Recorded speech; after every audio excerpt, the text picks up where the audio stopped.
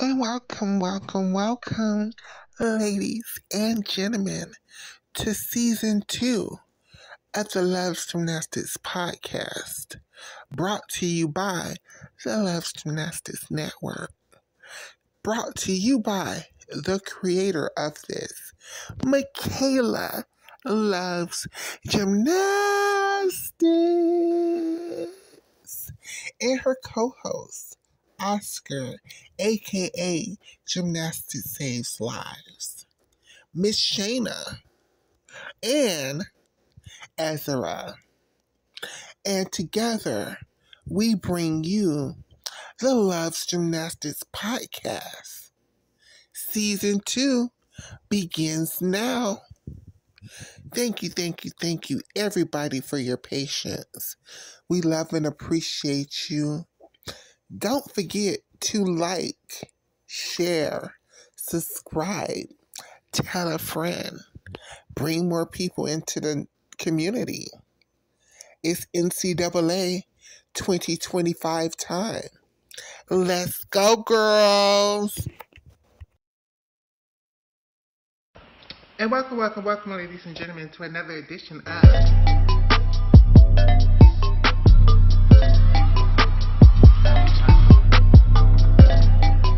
Welcome back to my channel, Michaela Loves Gymnastics.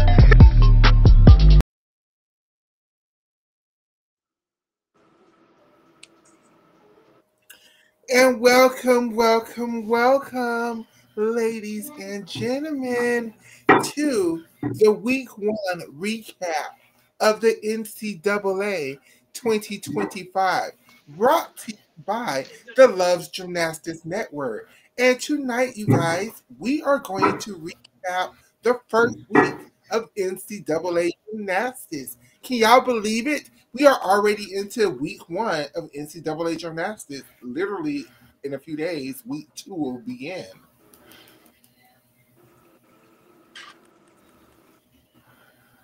Ezra, I think you owe the people an apology, and I'm going to start with you. Apologize to the people. Okay, so this apology is for Sheena, Nisha, and some of the LSU fandom. I apologize for, I guess, hating on your gymnastics and saying that y'all are not depthy and that y'all will not win another national title. And I was boosting UCLA up too much, even though we had a horrendous showing the other night. So I will not be hating on y'all for the rest of the season. Okay.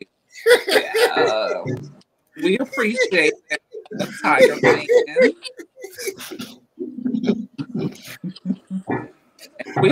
We still have hope for you. So it's just the first week.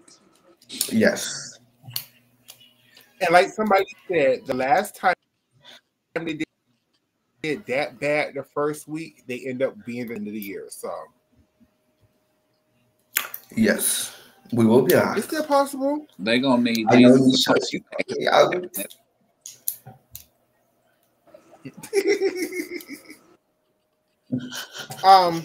Let's start off with the first week recap by this.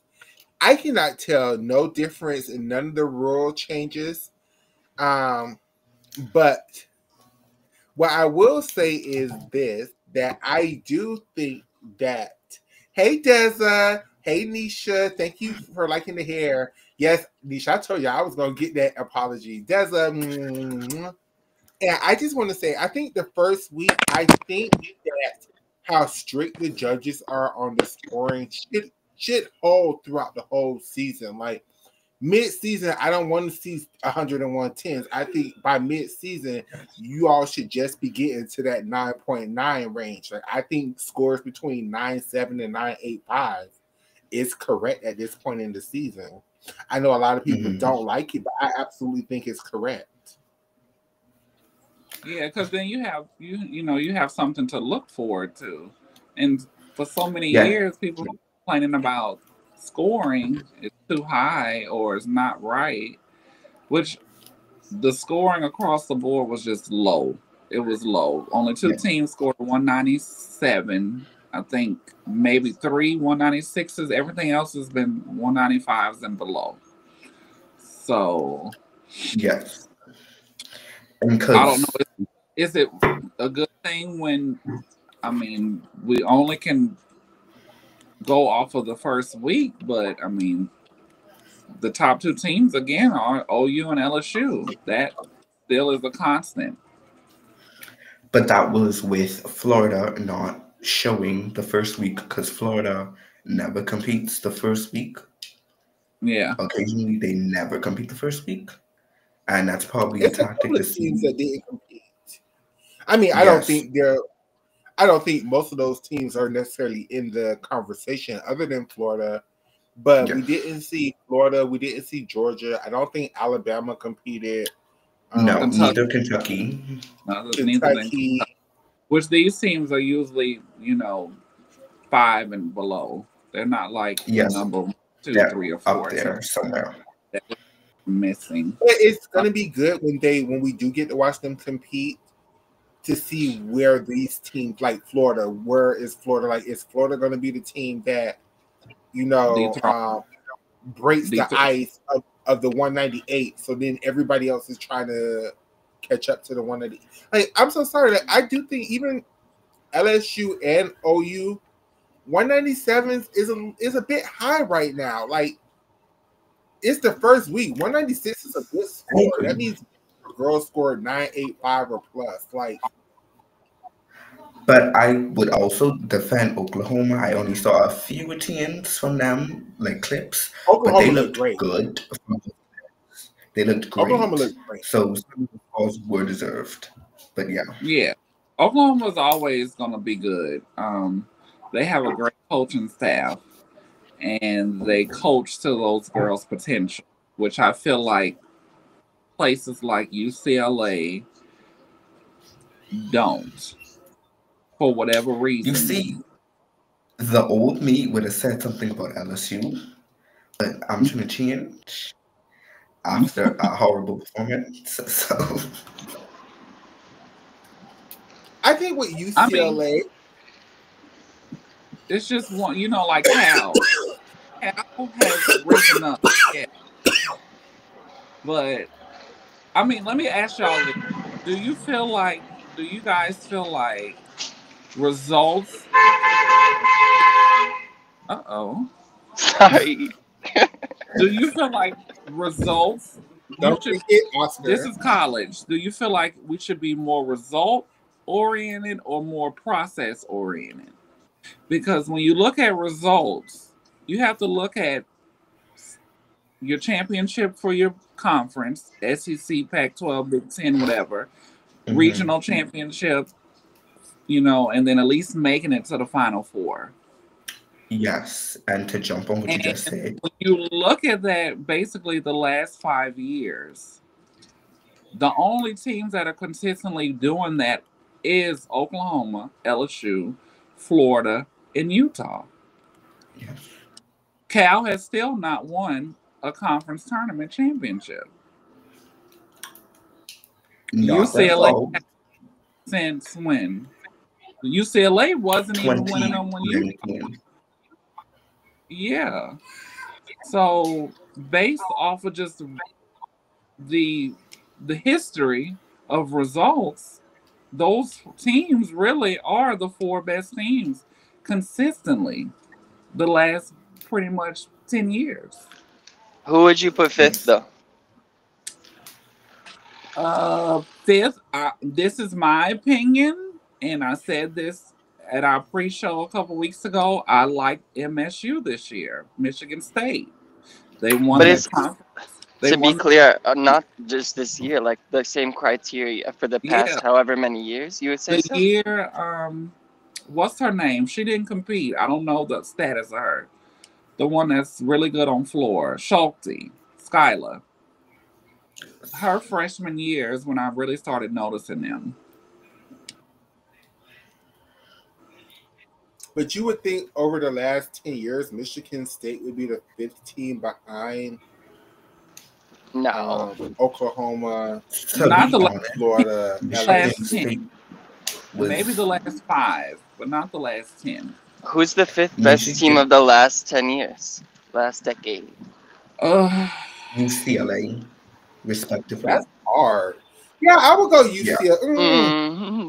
no, I wouldn't Mm. go UCLA. You got to look at Oh, it. the last 5 years, not The UCLA. last 10 years has UCLA won a conference championship. They won nationals in 2018.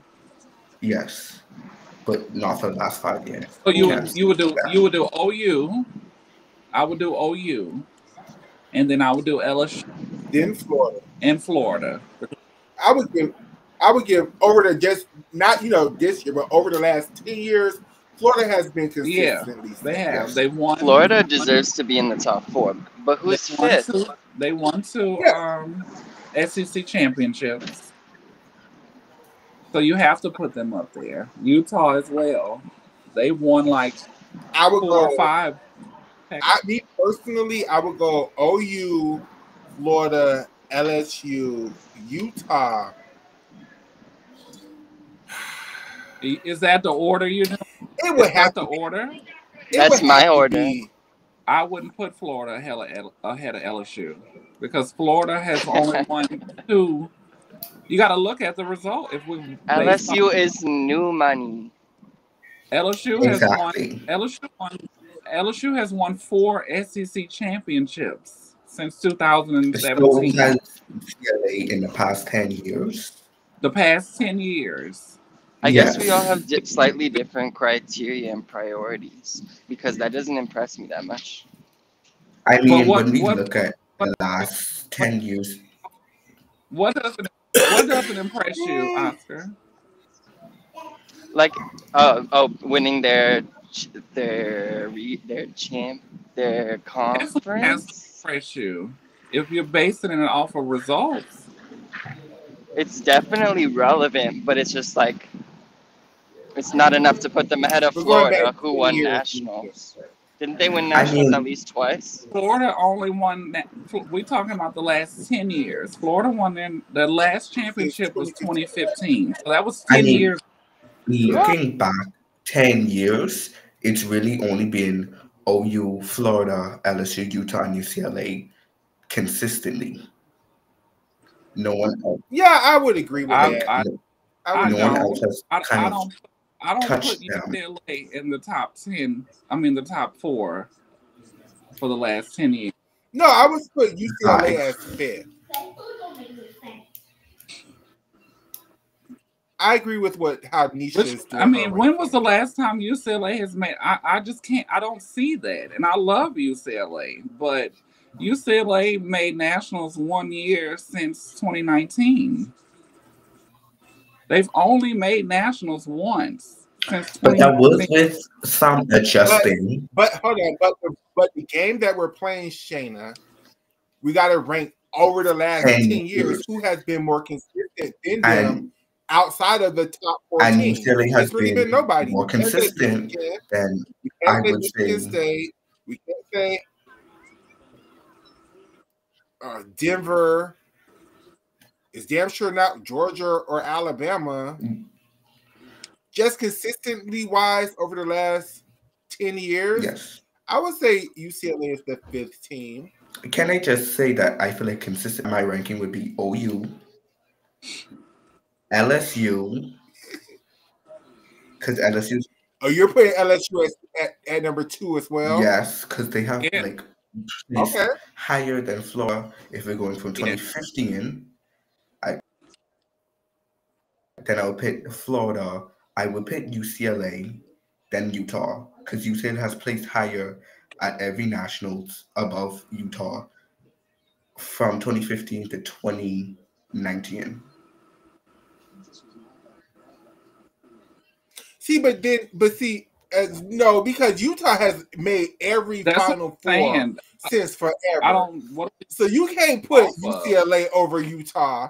Hell, if I'm going to be honest, I don't think I could put Florida over Utah if I'm being honest, Really? because Utah has made every single Final Four of these last 10 years. Florida hasn't. UCLA hasn't.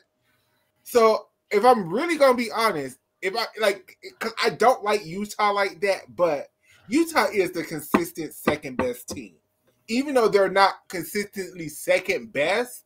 But just over the last 5 years, other than OU, Utah's the only other team that has made every other. Well, even OU has not made every damn four on the floor too. It's only Damn, been is Utah, Utah the most actually. consistent team It's in only the been country? Utah.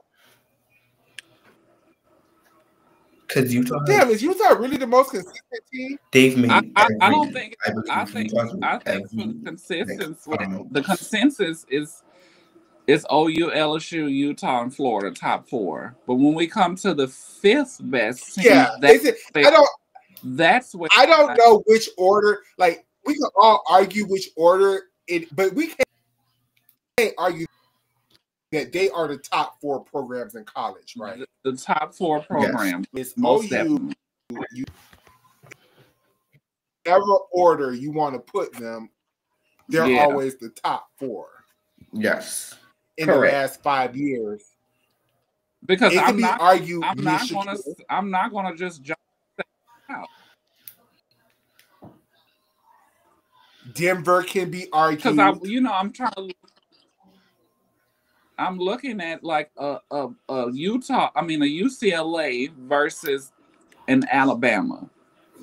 In the last Alabama has been in the last 10 years, how many Pac-12 championships has UCLA won? They have won, I believe, every one. No, they have not. Utah has won all of them. UCLA in the won. last 10 years. Yeah. Let me fact check.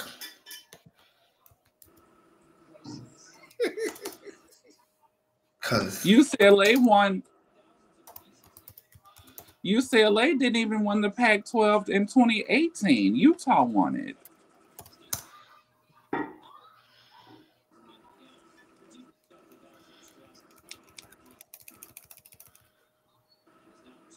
Or so you're supposed to know your team and what they have accomplished.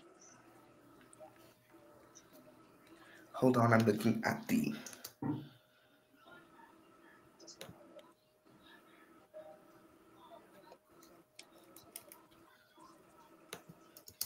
I'm coming. I think Oscar's back, you guys.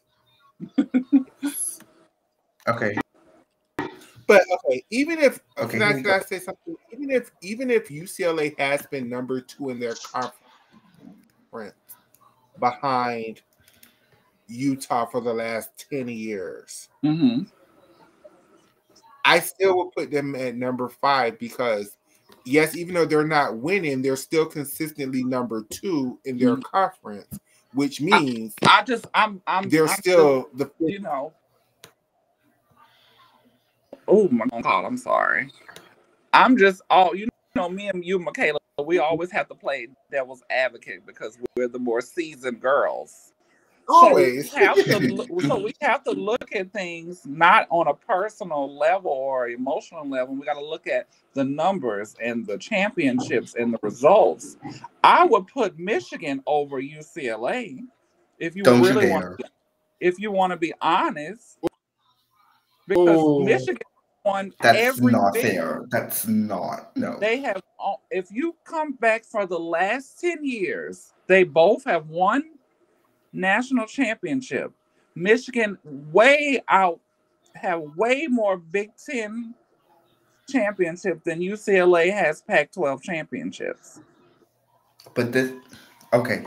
And really, with the exception of these last 2 or 3 years where neither one of them have been making nationals, you have to look at it on results and not always just about rankings. UCLA has how many Pac-12 championships in the last 10 years? They have 3. 2016, 2018, and 2019. And then how many Big 12 championships has Michigan had in that span? But see, okay, but again, I hear what you're saying, Shayna. I hear what you're saying. But damn it, now I have to sit up here and defend UCLA because exactly Michigan don't have no competition really over there until recently. And once they started getting competition, they started getting cleared. So, because Michigan State was trash, Minnesota was never there until Lexi Ramler, Kim. I mean, so you could say that about the other Pac-12 as well. Other than Utah, Cal just started getting good, and there's no one else close. But who's an equivalent for Utah in Michigan's that's why conference? okay. it used to be Minnesota. Now other teams have caught up. And Minnesota you can't was say that never- Minnesota is on the level of But- Utah.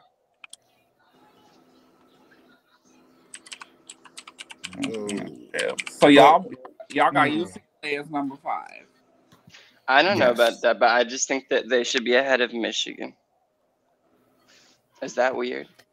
I do think they should be ahead of Michaela. Michigan, but I do feel like that I'm forgetting about, that I'm overlooking, that should be ahead of UCLA. I'm just really trying my hardest to think. Because for some reason, I keep thinking Denver had a better record than UCLA, but I'm not 100% sure on that. No. No. Did Stanford ever do well? Stanford ain't been good since 2000. When was the last time Stanford was decent? E.B. Price, 2015. That's probably. Is that when Kyla Bryant was there? No, they That was wasn't even also good. when Ivana Hong was still there. So That was when Ivana and was there at E.B. yes. That was literally 10 seasons ago. That was Stanford. It's sad that Stanford let Cal come and clear them, because Stanford should have been where Cal is at right now. Because Stanford used to get the elites. Like, Urza, do you know who took it over just never. Stanford when Kristen Smith left? Did Tabitha go straight into it?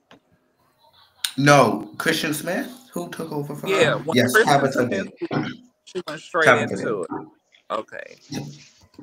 Because they weren't doing well on Kristen's last couple seasons. I don't know what happened, because Stanford was always relevant in the Pac-12, and I don't know what happened to It's just adjustment, and they never adjusted since I believe Tabitha took over in look at it. 2021. If UCLA has won, I'm not gonna lie, I will put them 5th if we're basing it off the last 10 years.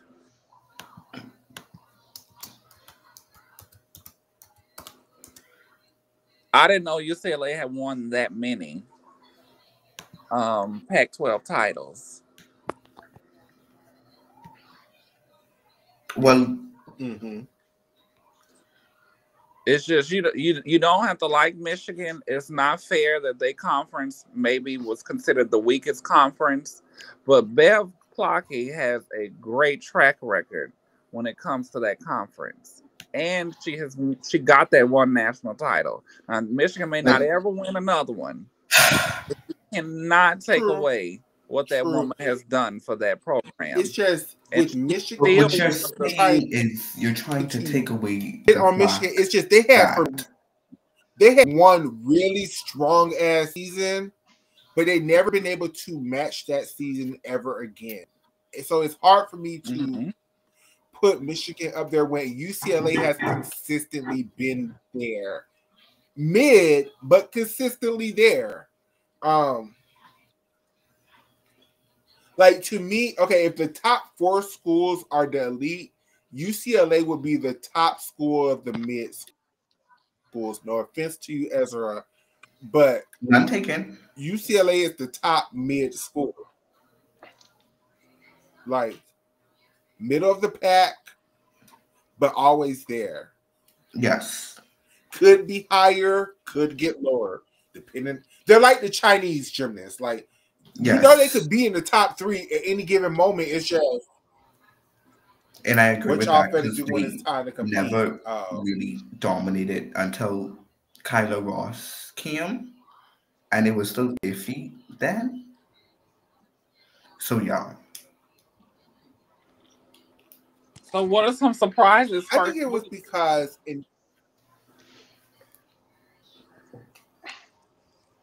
what did you say, Shane? I'm so sorry, I can't hear you. What are some of y'all surprises first week?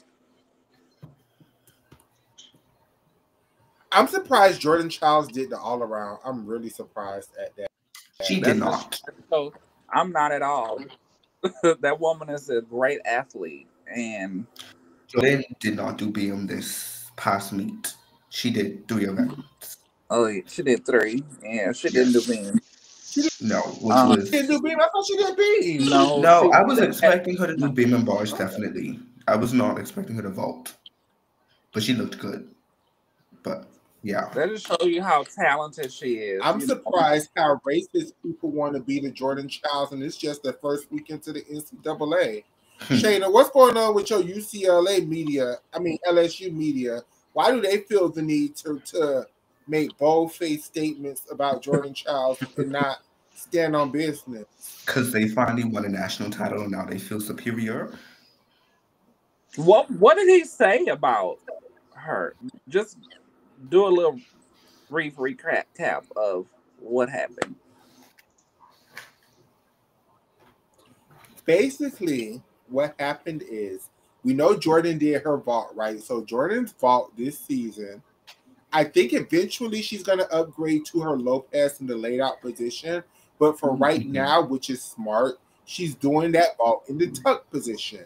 The same vault that Sunisa Lee used to do, the same vault that Grace McCallum used to do. Which is still It's still working working 10.0. Okay. Correct. But the issue is, when the girls do that vault, they kind of cheat the block a little bit and maybe tuck a little bit early. That's the biggest deduction on that block for most people who do that vault or whatever. Tuck in early. Right? Can you somebody explain decided to why? take a screenshot. Sorry, that was so rude of me. I totally interrupted you. But I just really want to know why there's a early tucking deduction on tucked vaults. Seems so silly. I mean, Because you're supposed to still be blocking in the laid out position. But Wow. it's going to be harder to get You're the not top supposed to block it. around if they block in a laid out position, because then coming off the ball laid out, they're going to have Correct. to get And in if they position. did the vault correctly, it would be harder to get the correct. Yes. Correct, Ezra. If they did the vault correctly, it would be harder to actually get the vault around. So it should be a deduction. Nobody's arguing that. It's just, and she did get a deduction. She scored a 9.9. The issue is the person decided to screenshot that block of Jordan doing her entry into the vault with her knees tucked and just said nothing. They didn't. And when the people was reading Jordan, so that's what they were in pointing the at? comment section, they said nothing. That went way over my head. I thought that the Yes. whole thing was that she wasn't square, her shoulders and hips. No, it was that she tucked early. I'm so oblivious. That's fine. Okay. I mean, I don't remember people saying something when Grace So then, or Suni did the vault like that. But correct. So then when Jordan saw the tweet, Jordan then quote tweeted the tweet and said, what is this about? Is this entertainment? Because she see the people reading her for filth in that person's comments, and she see the person not saying anything.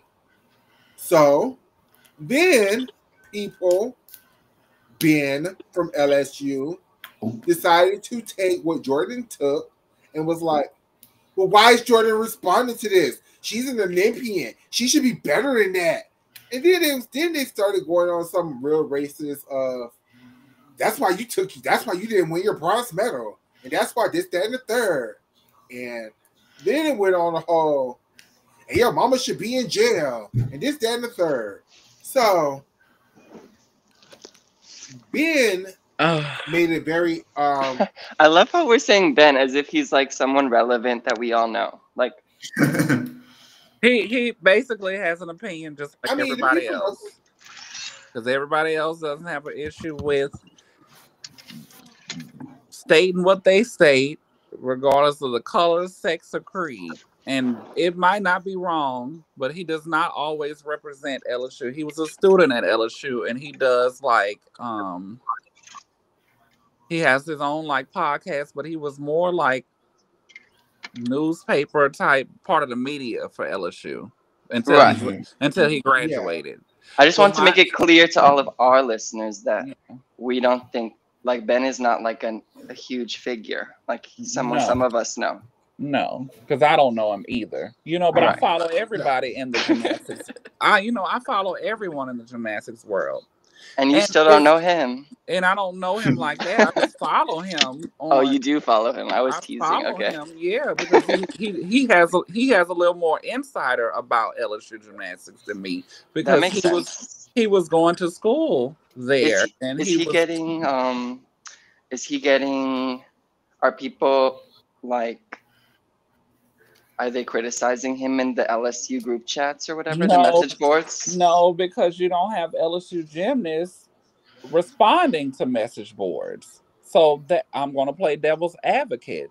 Why are any of the other UCLA gymnasts doing those things? Why only Jordan is saying it? Because she's the Olympian. She's like Simone Biles 2.0. She's the most famous, most decorated, most successful, richest. Too. When have you seen like many athletes respond to those type of things? I thought the coaches really don't want them looking at message boards and responding to those type of things. Is she gonna? You think Janelle is gonna penalize her for that? Janelle is the head coach, though. I know. You think she's gonna penalize her head star? I mean, maybe she should. I don't think Jordan gives a damn about Ben, and she shouldn't. And you should have an opinion, but also you're a student too. Mm-hmm. Just take the Olympian part out of it. Do you see Haley Bryant responding to stuff? Do you see Olivia Dunn, as much as those people talk about that girl, responding to stuff? No. But what are you suggesting? What are you suggesting? Did you see Sunisa Lee? She started talking once she left the Auburn program about things. I just say certain things, you're a media person in Jordan. And it's just certain things, if you have an opinion about it, other people are going to have their opinions as well, regardless if you agree with them or not. That's for sure. Michaela addressed that. She made a great point. She was like, how can you criticize anyone for how they defend themselves when you come after them? Yeah, but you put yourself out there when you speak on things. Jordan shouldn't have said nothing. Why? Maybe she doesn't mind being the backlash. And that might have been Big's whole point about it. Because weren't you saying something about it, Michaela, like the fact, like, basically you want her to just shut up and flip. We're not going to go into detail, like, that's basically what it is. But just to be quiet and flip, But I just think Jordan is tired. That's basically what he everyone having something to say about her gymnastics. But sometimes you just have to be the bigger person. Mm-hmm. And if things you don't defend stupidity. My thing. You just don't defend stupidity, regardless of who you are. You could be a CEO or you could be a homeless person on the streets. Some things are just left like you don't have to defend because it's stupid and pointless. Wait, but defend stupidity or to call out stupidity? That's what it sounds more like. You can call it out. But how was she defending stupidity? Well, she she shouldn't have responded. But that's not defending, right? That's criticizing. She should not have responded. That's just my personal opinion. And he's no better. He's stupid as well. But like I said, you put into a context.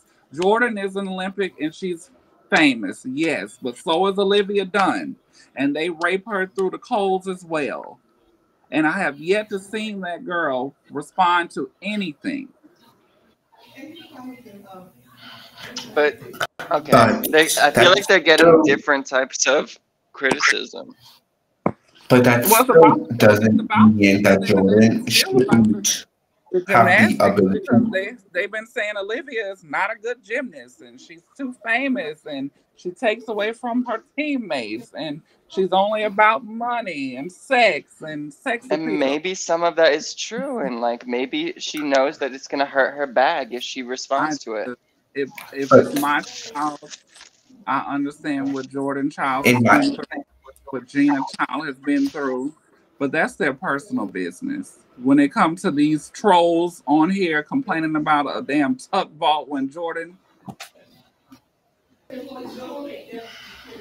does it way better than other gymnasts that has done that exact same vault.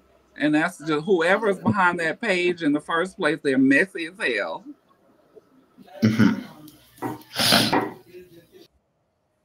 And we all have opinions, y'all. And at the end of the day, there's things people might not like what we say about their gymnasts, their schools, between us four. So, yes, a lot. But the difference is, and this is one of the reasons why I wanted to branch out on my own accord, is because I purposely don't go out of my way to attack gymnasts for no reason. Yeah. The only gymnast that I personally call out is Michaela Skinner. Obviously racist shit. But I feel like when it comes to Jordan, I feel like, just like we talked about it yesterday on the emergency show, I feel like the reason why people give so much Jordan so much shit to the Olympics, it has nothing to do with Jordan Childs herself. It's the original sin that people don't feel like her mother Gina got a strong enough punishment with her court case, so then they choose to take it out on Jordan. That's why I feel like Jordan is starting to respect. But people, even though it has nothing to do with Jordan, people feel the way they feel, and people react the way they react because they feel the way that they feel. I just, and at a certain point in time, it's tricky, and I understand she's a human being, and I love Jordan, but I just feel like based on what she's been through, you just kind of want to stay clear of any foolishness. And I just feel like, I understand. That's true too, and I did say that. And I did say that, and I will reiterate that, because I don't want Ben to feel like I am attacking him either. What I feel like Ben should have done and could have done was say, "Hey Jordan, you are too rich, too famous, too pretty, too smart to even respond to this kind of stuff. Just go back and go and promote your best friend's music like you've been doing all week. Or go promote something and get your NIL money, girl. Like, leave these damn troll people alone." Like, if that's what he would have said, or even if the spirit of his tone was in that, I don't think he would have set people off the way it set people off. The spirit of what he said was like, it's not what you bitch, say. Shut the fuck up, girl. Correct. And the spirit of what he said was, nigga, shut the fuck up, girl, and just flip, girl. We don't want to hear your personal opinions, girl. Just flip. That's it. And that's believable. And the issue that I have with that particular thing is because Ben went so hard for Alexis Jeffrey. He went so hard for Alexis Jeffries, always being so naive and so dumb and so racially sensitive, and just putting 20 on 10 when it came to Alexis Jeffrey. And he could not understand why the black gym fans. What happened, baby? What did Alexis Jeffrey say?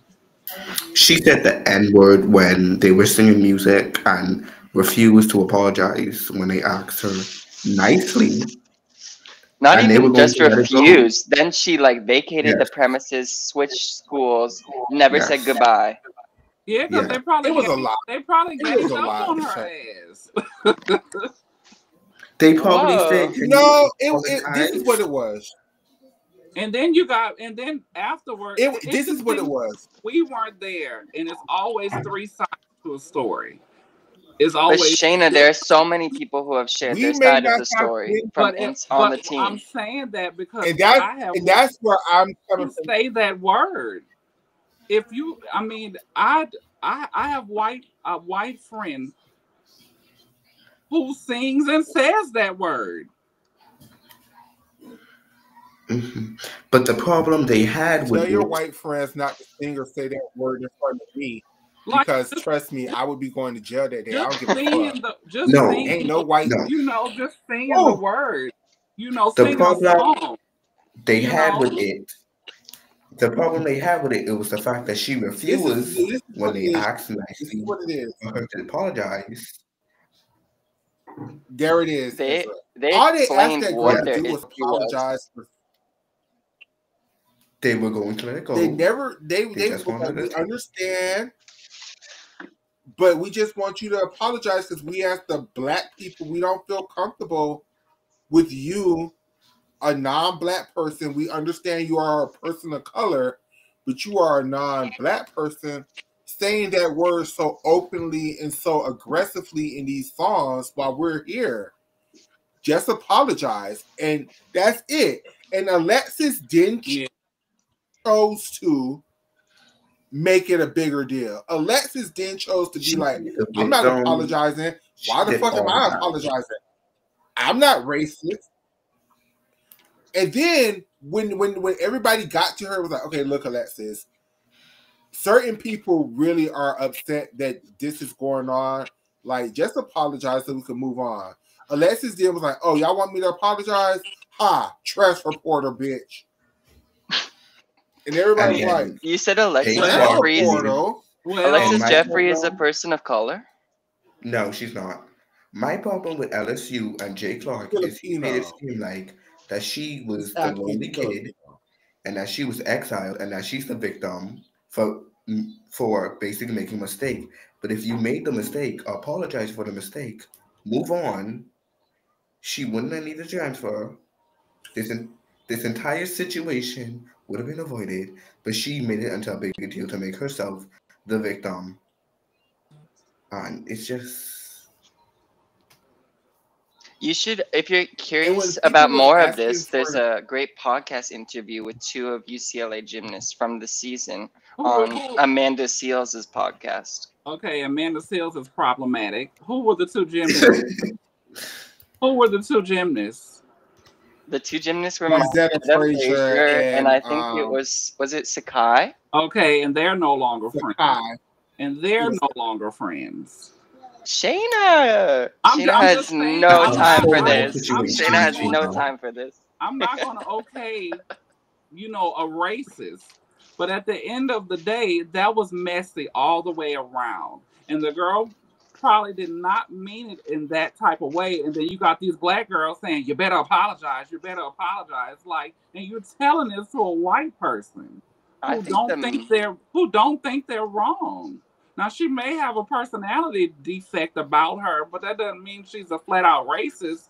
And on the part with LSU, that had nothing to do with them. I think the main reason is the leadership was so leadership, bad. right. Chris Waller was making the mess. It would not have had been that to messy say- without Chris Waller. The coach, All Alexis Jeffrey had to say was that I don't feel like I said nothing wrong. I don't feel like she should right. apologize. You have, But I'm we have asking a y'all to forgive me. lot of non-black people that don't think it's wrong, and then that's their culture. And I'm not saying it's right. I'm saying I have been around white people in the South that have grown up around black people and sing a song and be like, Nick, this and that. That's not being racist towards me. That's just singing a damn song. And me and Michaela can be sisters and have two totally different vantage points about it. But I'm not making it and then you get around I absolutely have one because people are demanding you to Because apologize. all when they you don't wanted think you've was an done anything wrong. apology. Trust me, if in that gym, Alexis would have way bigger shoes than a fucking apology. I promise you that. Like, And it just seemed like it was messy. way You got bigger Amanda issues than a Seals fucking messy. Then you got Sakai and Marzetta, who aren't even friends anymore. You got to understand, these are 18 and 20-year-old girls. What's your issue with Amanda Seals? I'm just curious. She just problematic for the wrong reasons. I stood for her Wait, what was it? That that podcast she did with what's his name? I just didn't like it. Does that make it problematic? The one with what's his name? You know, the little ugly football player that do all the interviews now. Oh, I really don't follow football, so I'm the wrong person. What's his name, Michaela? You know, the one that did the Cat Williams interview. Sharp? Yeah, him. Shannon. Yeah, I didn't care for her interview. Amanda Seals is. Was it problematic? Problematic. I will give you that. I would say, everybody, everybody, give me a second. During that time, I had a podcast called "We Love Gymnastics" with me and Addicts. And if you want the true tea, go back and listen to their round table when we had the parents of the gymnasts who were there during that situation there. Because we took it a step further. We were talking to the parents, because the biggest issue was the parents felt so like, again, you ain't gonna call my child no damn nigga. And did she call them that though, or she just was singing a song though? Happened is they were having some kind of thing at something, whatever, and then music was going on, and she sang the part of the to stop, and this is where the problematic and why I do think she's racist, because after they asked her to stop, she kept doing it. Every song that had the N-word in it, she would purposely say it to be like, bitch, y'all can't tell me what the fuck to say. Yeah. If black people are telling you, hey, look. Now, in that context, yes. Hey, look, this is not. Hey, look, this isn't cool. But wasn't it enough? Stop doing it. Huh?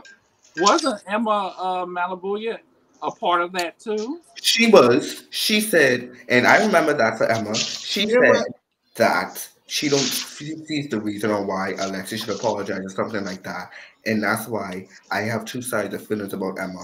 But we'll talk about that. I never knew that. Yeah. Yes. So you hear so many stories about. And if I'm going to take it one, hold on. If I'm going to take it one step further, this is why I have two feelings about them damn Finnegans, because the Finnegans is the one who got her ass to LSU because they used to go together at What was Alphonse Gymnastics together?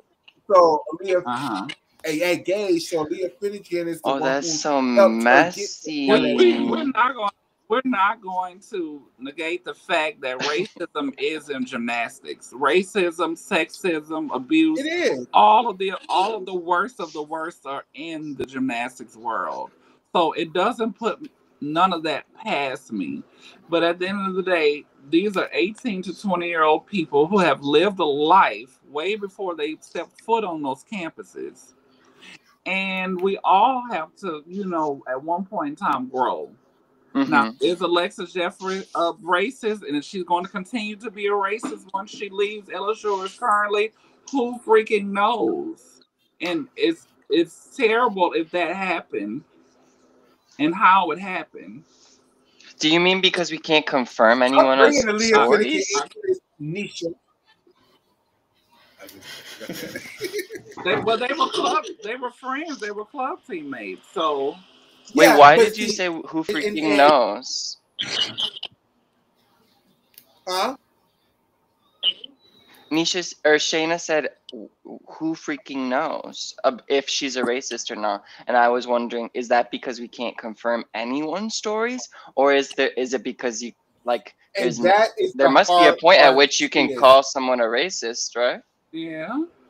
And that's the hard part to this. For whatever reason, the LSU gymnasts, the ones that was actually in the gym while this happened, has chosen not to speak on this issue. It's the other girls who wasn't there but who heard about it, who feel some kind of way, who were the spearheads to this issue, which was the hard part about it. Like none of the I'm LSU sure they don't. girls would actually say. You mean UCLA girls? Yes. There we go. I'm so sorry. None of the UCLA girls will actually say to the public which 2 or 3 black girls was actually in the locker room while this all was going on. Because at first, when I heard this story, I was under the impression that Shay Campbell was one of the girls that was there. But then I heard through her mother that Shay wasn't even there that day that it happened. So it's hard because. And it wasn't just about the. Once again, as black people. It wasn't it also about like body shaming and ranking the girls too on looks?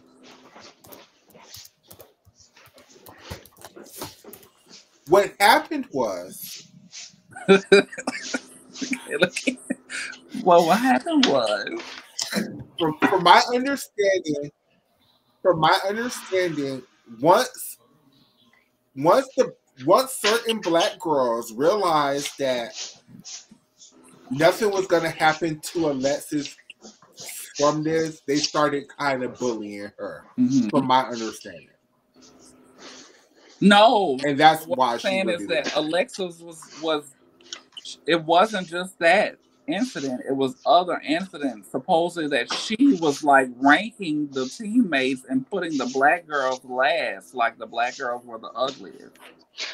Oh, that's ringing a bell. Alexis had it going on. Alexis had it going. Alexis was doing stuff. Okay, I don't want to. There was an Asian community that Alexis was a part of that was doing stuff to the black gymnasts. That's all I know. Okay. They weren't like overtly doing stuff, but they were doing stuff, and then people would find out they were doing stuff. Mm-hmm. Which is not conducive for a healthy team environment. And it's not. But see, the issue I'm not is going to just break. And the hardest part about that whole UCLA thing, even when Chris Waller got fired, that still wasn't really a good resolution to me.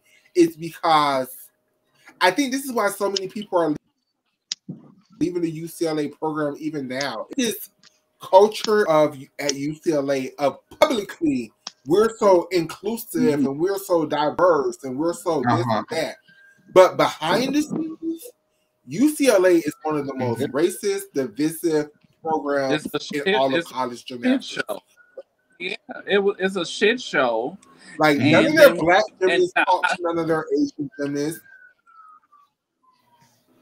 Like they literally have two different. They have like a black workout and an Asian work. It's.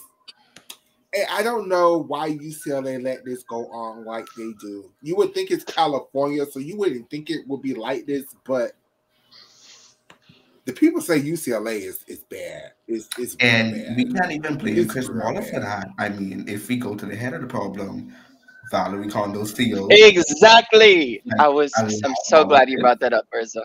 And then he probably carried it on and on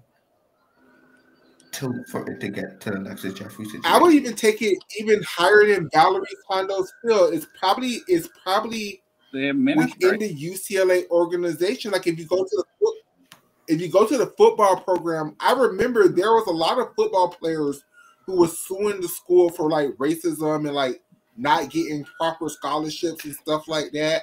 Like, and it's sad because California I just think one of UCLA the states. Allegedly progressive. UCLA put on a great front. based on as being progressive, but everything. Just based on everything, how California votes, the people that are put in power, California is one of the most progressive states. Now, what goes on these college campuses or certain individual places? But California is not perfect. Like, they just voted to unopposed. They voted to keep in prison labor, right? Modern day slavery. Some of them need to be working, especially with the crimes that they have done. What do you mean? Difference of opinion. And then our tax dollars funding they asked to be in there. So yeah, some of them need to work the rest of their damn life. What else they got to do? That's just my opinion. Like, yeah. I just feel like, they on our dime because that's how the prison systems are made, on taxpayer money. So right, I wouldn't blame that. I would blame the way the prison system is set up. It's a joke. Hard really. stuff. I want to change subjects for one question. Something that somebody just said triggered something within me. So I guess got to ask this question. Why do y'all think Anna Porter Waterworld, I've never pronounced her last name. Why do y'all think she left UCLA? That's what I'm saying. On a full scholarship. Oh, well, she gave an interview at the Meet the Red Rocks. Okay, according to Utah, she what did left she say? She literally said on the camera, she was on the camera, and she said, my husband plays like a sport here, and I wanted to be with him, and that's my priority. She said, I was planning on finishing at UCLA. Yes, he plays Major League Soccer, and she was living in Utah during the summer. For NIL, she probably could make more money than him playing soccer. Come on now. But she said she's not making any money, right? She can't get NIL. She's not an American citizen. She's not.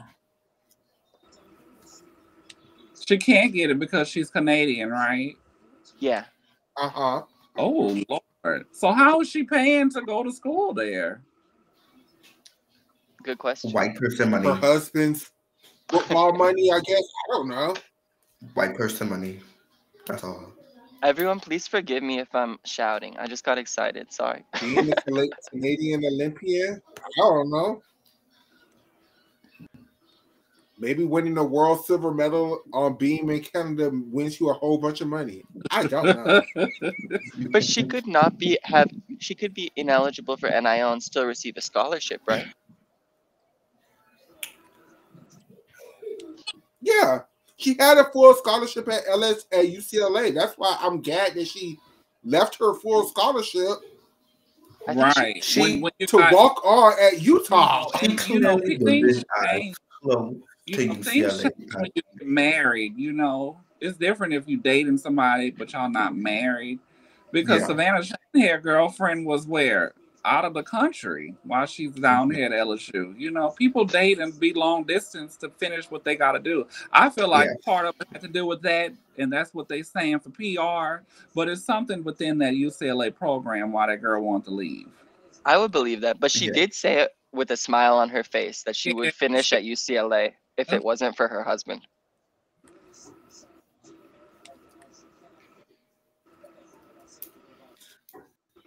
Yeah, that's just weird. I mean, I think she's very religious as well. And Utah is very religious. Isn't she like a senior this year? She's a senior. She's a junior thing.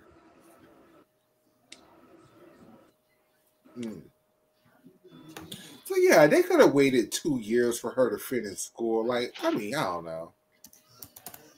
Are you guys confident that she's a junior? I feel so confident she's a senior. I think she deferred last season to try for the Olympics, and then got hurt and stopped. And that's when she allegedly was living in Utah with her husband, and then decided just to stay there. She liked it so much, she had to stay. She had to stay. That's what I'm saying. You know, look at what's the one from Great Britain who was trying for the Olympic team, and she hurried up and turned around and said, "Screw, I'm coming back to college." Amelie Morgan. So sometimes the environment is not. Oh yeah. So I just feel like if you said, and then for Amelie, she would have made that. She would have made that British Olympic team too. Like, yeah, that just says a lot about the British Federation. Yeah. Not British, GB. Sorry. It says a lot about UCLA too. Mm-hmm. Look at the Downies. You know what they went through. But Amelie was never at UCLA. So Selena Harris left. Amelie was at Utah, right? Yeah, and she's there now. She's still there. Yeah. So someone asked in the comments what happened to Selena Harris, and allegedly she was dismissed from UCLA. But the reason I don't understand the reason. Apparently she was late to practice. This is according to someone that she was late to practice and all the time and disregarded like some rules. But I don't see UCLA dismissing her just like that for that certain reason. I don't believe it either, Urza. I think it's an environmental. I wonder what rule it is that they say she broke. Apparently, she was late to practice. Is it never a couple times? She's always consistently late to practice. I heard that she was like never giving her 100% when her other teammates were. Yeah. In the practices. They were. Because she knew she was the best on the team I this think season. Selena was she didn't need to give her all. Really, I think Selena really was upset with last season. That they didn't go to nationals? When they flopped so hard. Like, she was visibly upset. Like, yes. I remember that. It's no there was like a shot of her face where she was like, I'm never doing this again. Shaking her head. And I mean, they didn't even make it to the regional finals. Yeah, I remember even people was criticizing her, calling her a bad teammate because she was liking. Okay, yeah, I guess the issue is UCLA because she was. I love you, Selena, but you did liking shady tweets about your own teammates when they were falling stuff, and you were liking it. Yeah. And they said she wasn't. I think I read they were saying she wasn't a nice person. But we'll see what Florida has to say about Selena in these upcoming years. Because I think UCLA just isn't the program. Yes. For a lot of these people. Yes. Maybe they have an idea of what it will be like, and they get there, and it's not the same. No, UCLA is kind of like Alabama or like OU, where like a certain type of gymnasts do very well underneath that program. UCLA is kind of like the broken girl. Like, you have to be kind of broken, and then they have together so they could tell that great story. When you're not broken, and you know what? UCLA don't know what to do with it. And not to cut you off, Michaela, but that is an interesting point for you to say that, because technically, if we want to be honest, Val Condos was kind of like loving to get the elites because they were so broken to come into the program and to rehabilitate them. That's why she understood how to correct. That's why I don't think Florida does so well with the elites, and that's why I don't think UCLA does so well with the elites now. Val just had his understanding, habilitate the elites. She understood that the first 2 years, y'all not just going to be able to do shit. Like, I have to fix the injuries. Your junior and senior year, we could do something, but these first 2 years, it's just, I'm just fixing injuries and fixing mistakes and stuff. And that's just not something that other coaches understand about that. Yeah.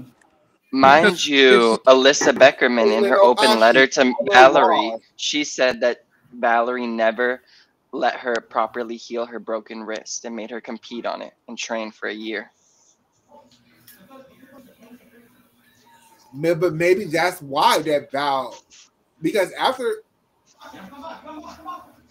the Jamie Danger and that generation of girls, Miss Val did change the way she coached. She didn't put so much pressure on the new girls to make lineups so early. Like, but she never apologized to Alyssa. And then I'm also, I understand that's your peer. I don't think she. I'm to the point like, okay, if you're my coach and I'm actually hurt, that is hurting my well-being, and I don't speak up and say nothing to your ass, and then once I retire, graduate, then I want to rake you under the coal. It's like, kind of like, at the end of the day, they are adults and they still do have, they can transfer, they can go somewhere else. I know it's not that easy to just say what you can and can't do, but I never heard of why are we hearing so many stories about this woman when I never got that from her? Because her whole team was so scared of her that no one would speak out against her. A Suzanne Yockland type situation. She was threatening scholarships. It was a culture of fear, from what I understand. And where are you getting all this information from? From Melissa Beckerman's letter. But that's just one athlete. The way Miss Val was real Miss Val was the first one that would go to your high school or go to your club gym and threaten to take away your scholarship. Like, oh. Who said that? Who were some of the other gymnasts? Was a mess. Who were some of the other gymnasts? Because from what I hear, people like Caitlin Mohashi and Jamie Dancher, they say she saved their life. That's over a decade later after she had been blasted. No, they were. Jamie Dancher was was during the same time as Alyssa. Right, Jamie Dancher was on the team where Alyssa claims that everyone else was so afraid and so under Valerie's thumb and so threatened that they all shunned Alyssa and any other teammates who Miss Val told them to ignore, including the seniors. I'm gonna post Alyssa's letter on Twitter again tonight. If anyone wants to read it. From any other gymnast during that time that says, kind of backing up what Alyssa says, because that's one athlete. What about Jeanette Antolin? Where are all the other stories? This is not. I just feel like it's not a Tom Forden type situation. They got his ass up out of there quickly.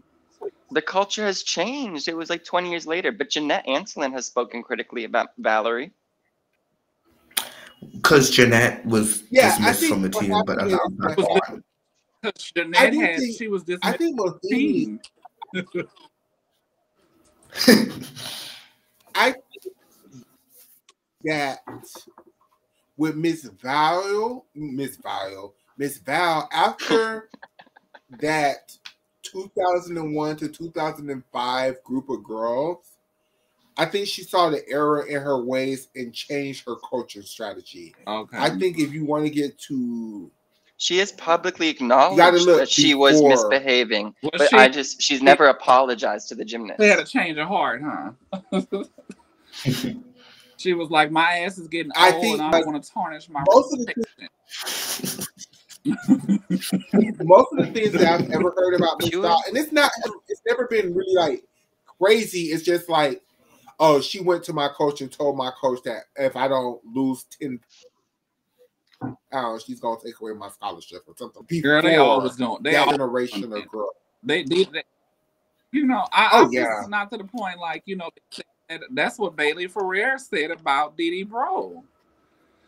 With her, it made her have a whole eating disorder. So it's not in the realm. Didi Bro, who last year said Olympians shouldn't be eating popcorn. Oop. Oh, I don't know about all that. How do you not know about that? She did do that. What? She did commentary on a meet. Another shade at Jordan Childs. Another shade at Jordan Childs. And not just Didi Bro, it was also Sunisa Lee's coach. Well, we know there's something wrong with Suni's coach. We know that. something wrong with the twin brother too, because I remember he was saying something about he makes the girls cut their phones off night before the meet and stuff. Michaela's old podcast has done extensive interviews and exposés on the mess at Auburn during Sunni Salih's time. And she needs to repost those videos for us.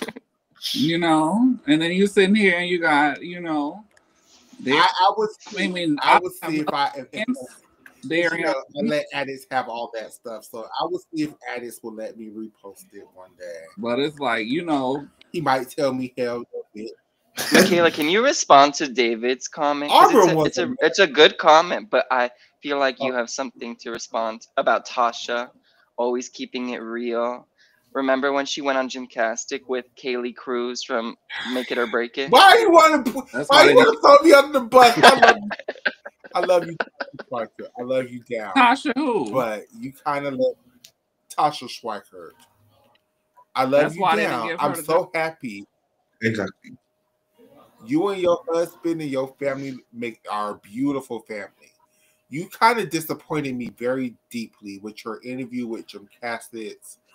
Because Tasha Schweiker is a lawyer. That's her career. She's an attorney, right? So she represents a lot of the gymnasts and the schools in negotiating these NIL deals and these contracts for the girls or whatever. And Tasha really made it very clear that her best interest is to protect the sides of the schools, because that's where her money comes from, the schools. And that's it was just very disappointing because do you think she was being disingenuous? I don't understand. I think she was being absolutely genuine. I just think she missing the mark. She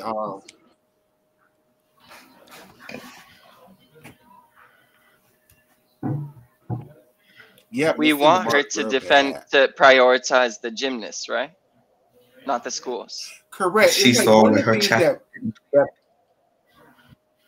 One of the things that really just infuriates me, with listening to these schools, listening to these different podcasts, listening to these coaches who are always just like, the NIL is going to be so bad because now the girls have the power. Now, if the girls don't like a school, they're just going to leave the school. And I'm just like, yes, some programs are going to get dissolved.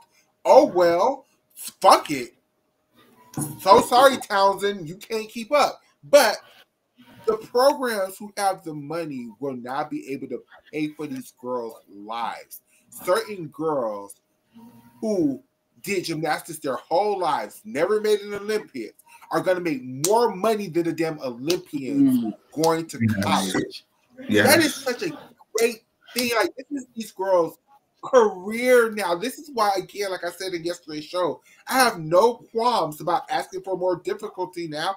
Why? Because now y'all are making money. So now I feel okay with telling y'all to push your bodies. Don't come to me with these two-pass floor routines. Y'all make money now. Y'all make money. Y'all need to step it up. I'm so glad you spoke on that, because that was what I wanted to say about your emergency podcast yesterday. Yes, they're making money now, Michaela, but the rules still have not changed. They can't train more. So that would have to change in order for them to safely be able to add difficulty in the NCAA.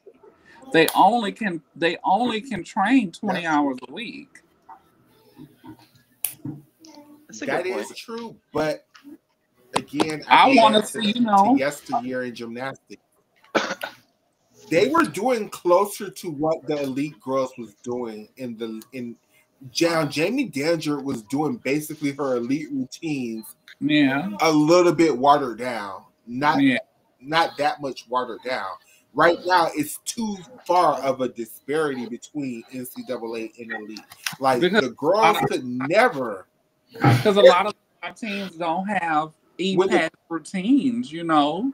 When you had a Jamie Dancer and a Kristen Maloney and a Kate Richardson all doing triple twists and double layouts, and then on the Alabama side you had Ashley Miles doing double layouts, and you had Georgia with Marlene Stevens doing stuff, and then you had Courtney Cooper.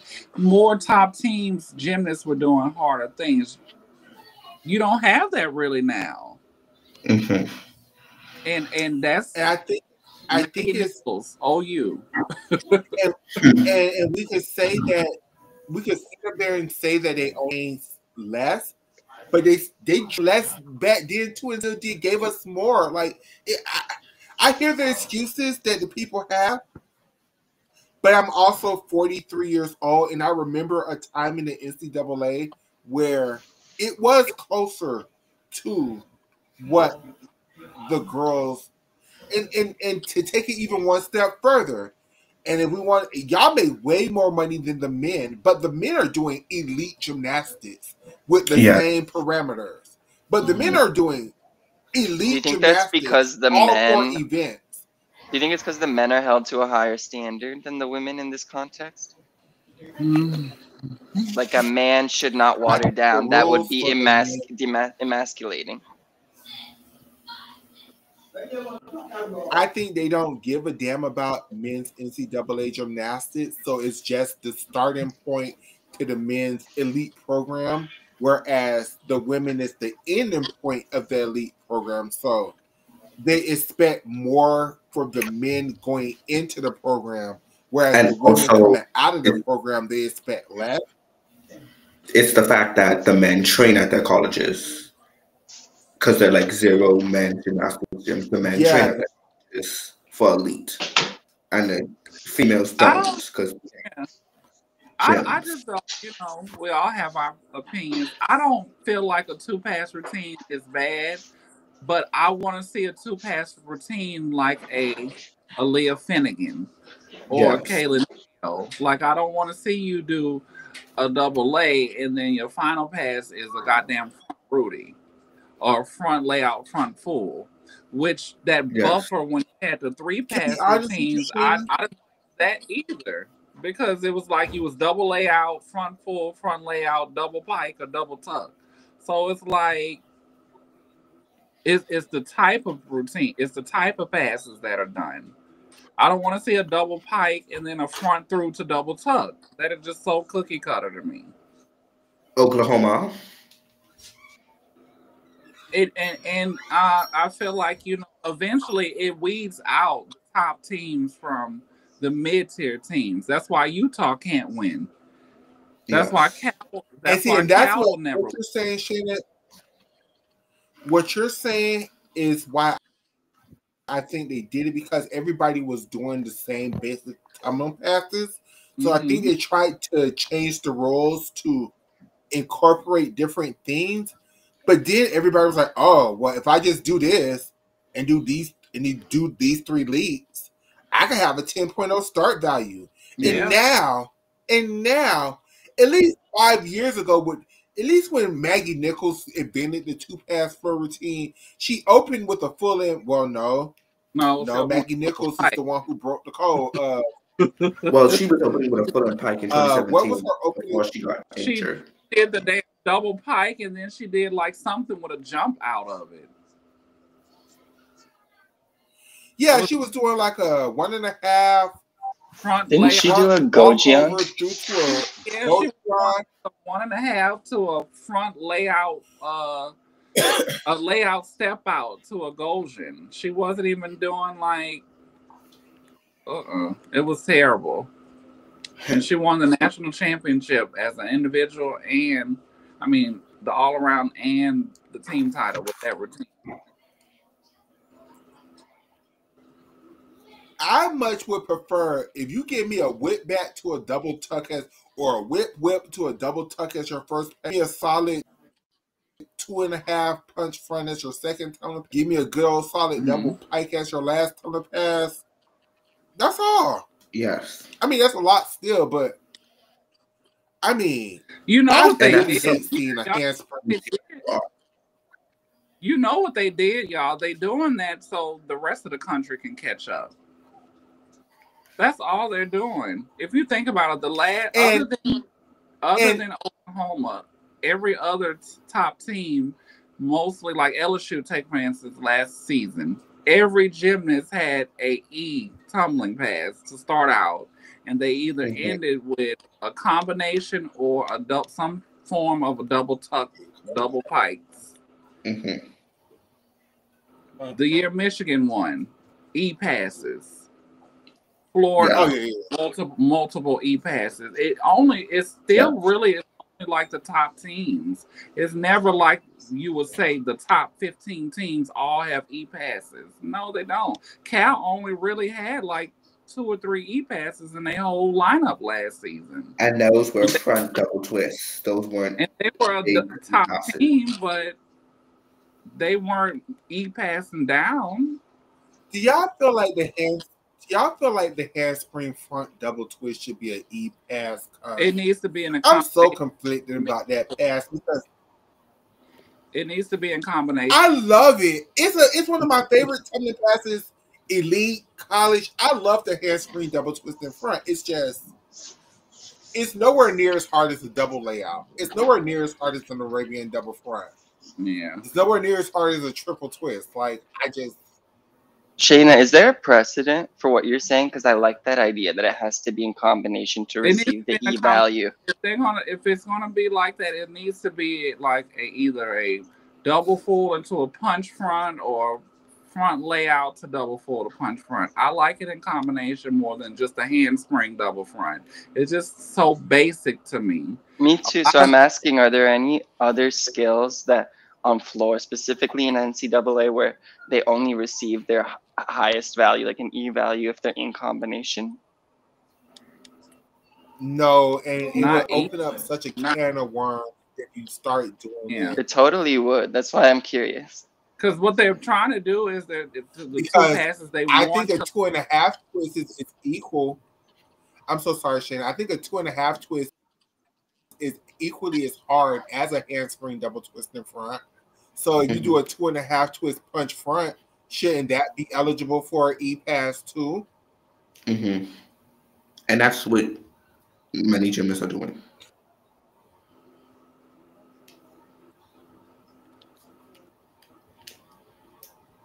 But I do think there should be some kind of double pass requirement for NCAA at this point. Like, fine, give me 2 passes. One of the passes better be a double back. And we still have way too many people doing Yurchenko fulls. So it's like, I understand like the sport has to grow. It has to evolve. It's too many teams with Yurchenko fulls. And the problem with that is the fact that they're not rewarding the votes other than the Yurchenko 1.5 as much as they should be for people to attempt to do those votes instead of the 1.5, like the handspring pike half, the double twist, the tuck on. I totally agree. What do we all think about vaults? If we're going to really be like, oh, we're modeling the code after the JO code, then why not have vaults that are worth more than a 10? Because they have 10.1 volts, and a gymnast like taking a slight hop out of it wants the judges to give them a 10, and it's just. I just feel like it makes sense based off of what they're prioritizing to do that. On the other hand, I've already said that I think it should be way harder to get a high score on vault than it is already. Just pointing at what seems like a contradiction. I think they need to do like they used to have in the. I think the Yurchenko 1.5 should be the 10.0 vault for the Yurchenko family. But I think the pike front half is maybe too easy.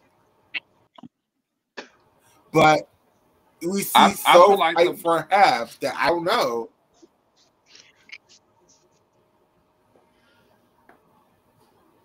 When the girls can't stick their pike front halves, I'm like, what are you doing? Is the pike front half hard, or is it just that they never really like trained it and learned the skill when they were in levels? Or maybe they haven't done it since they were like 8 years old. That's because I think it is that I do. I do think a pipe front half is a hard vault, but because vault has evolved so much that I don't know how they should do vault in the NCAA, because like I don't want to see the girls doing Rudies either. Like that would be impossible for. Like we don't even see Rudies in damn elite, so I don't know how to fix the vault. You got to look at it in elite. The most popular elite style vault is a Yurchenko vault. So I feel like the 1.5.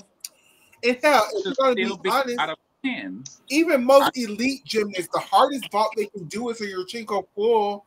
It's very rare to have girls that can do a Yurchenko double on teams. Yeah.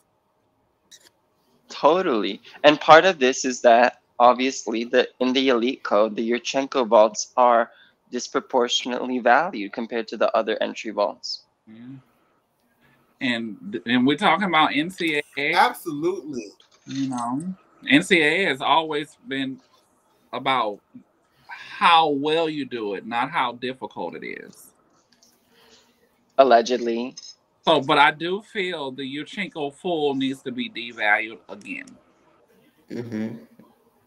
Me too. I was saying this, remember? I was like, bring it down to a 9.8. The 1.5, I feel like it should stay as a 10. If somebody want to do a double and do it well, maybe do like the JO and make it out of a 10.1. But I feel like the full should be devalued. Because it's too, that rule changed in what? 2016 to 995. Next season will be 10 years. And people, it's still more teams or not are doing Yurchenko fulls. So what do you think it should be worth? A 9.9.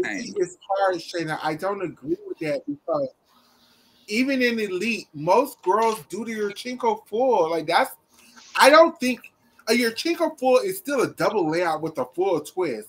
Like it's not an easy. That is. It's so hard. I don't know. They were doing beautiful. They were doing better Yurchenko fulls in 1988. Ain't nobody right. 1988. That's the norm. A Yurchenko full.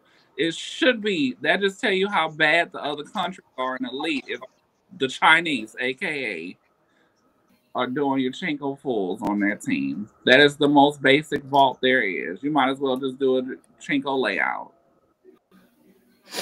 And some of the girls do Yurchenko layouts.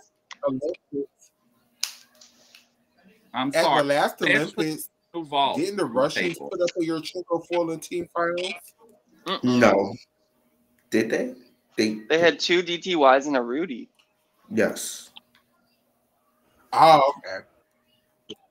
One of them almost broke her damn back doing that. Well, they gave us a Yurchenko full in preliminaries.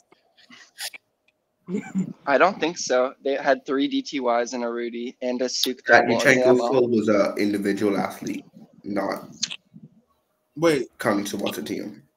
Lana wasn't doing a Yurchenko full. No, she was doing a double. No, she was landing her DTY with crossed ankles. 2021 World, and she almost snapped her back doing that Yurchenko double. Bones doing that damn ball. Yeah.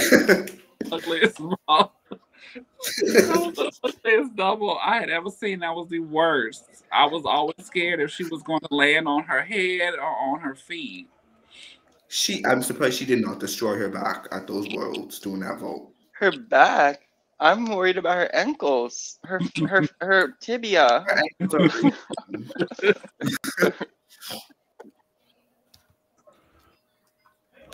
If they were to devalue the full, what vault do you think they would move most girls? Do you think most girls would just chunk her Yurchenko 1.5?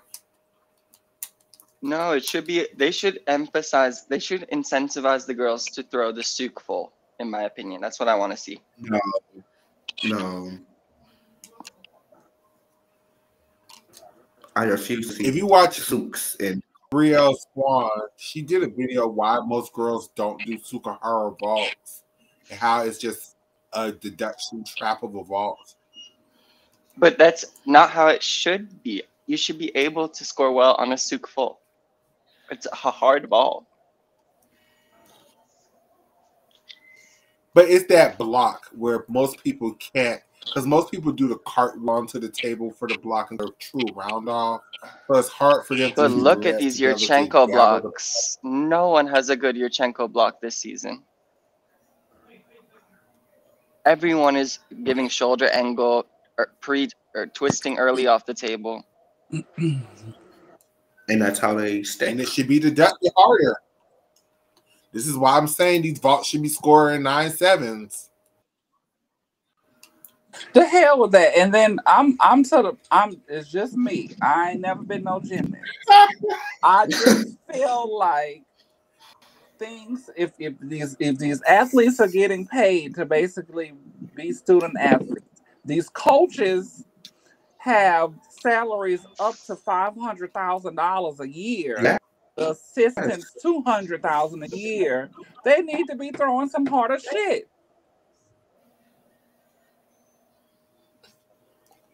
True. Like a souk full. Again, I'm not disagreeing with you. Like I said, they get paid now. I still have no qualms about saying push your bodies a little bit more, girl. Especially since they eliminated the volunteer coach role. So every coach is getting paid. Every coach is getting paid. Yeah. Now. And the thing is, y'all keep up with.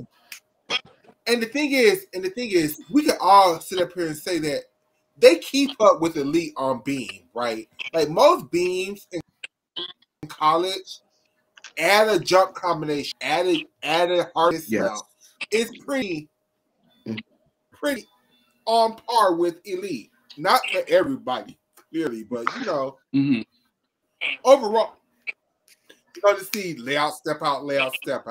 You're going to see barely that. You're gonna get layout full. Layout. You're gonna get back handspring layout. You're not even gonna get layout anymore. Mm-hmm. Well, there's a girl on OU who's doing standing layout. Oh, just like the girl from Arkansas, and then Kara Eker, Molly O'Keefe, Abby Paulson was doing the aerial to layout step out. So they was trying to do the variety, but on a spectrum of the whole. The bars and beam is basically what everyone's doing. They see, oh, well, this is what they're doing. They're winning the last 6 championships. We're finna start doing them. That's basically how people watch what the rest of the country is doing. When they need to devalue that vault, because that's really be the separation of why Oklahoma has won so much. It's not that they're just so much better than everybody. It's that they use the code to an advantage, and they have the 1.5 Yurchenkos that they do really well. Mm-hmm. I don't feel like their beam and floor is just that so much better than the rest of the country. Now, their bars have always been strong. They have been the best bar team for years. Their handstands look so good at that meet they won. But the difference with them is the vaulting and the maximizing the floor. What did you say, Urza? What the OU was able to do? I'm so sorry. Oh no, I was just saying Oklahoma could swing bars. Yeah, they can swing bars really well. That's what got them back into that championship in 22. It wasn't from floor and vault. It was the bars. What were they faltering on?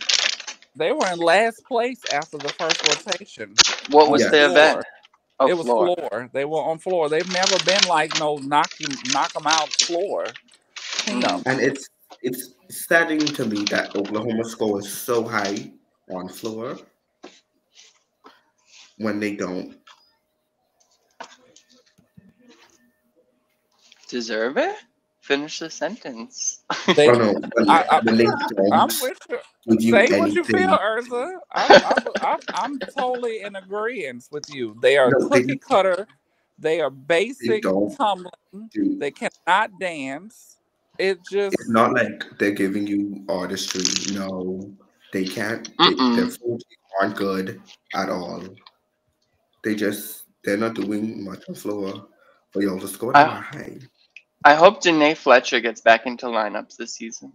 She's She's out not. for the season. She's not. She's out with injury. She's retired. So is She's that not her gonna- career? Isn't this her last year? Yes, Well, she she's probably gonna have a be. couple red shirts because she missed last year, and then if she missing this year, she probably have a red shirt if she wants to come back. They want her back is the question. Do they want her back? Yeah. Because KJ it's no more Campbell COVID, in your gymnast. and it's no more COVID years. So Yeah.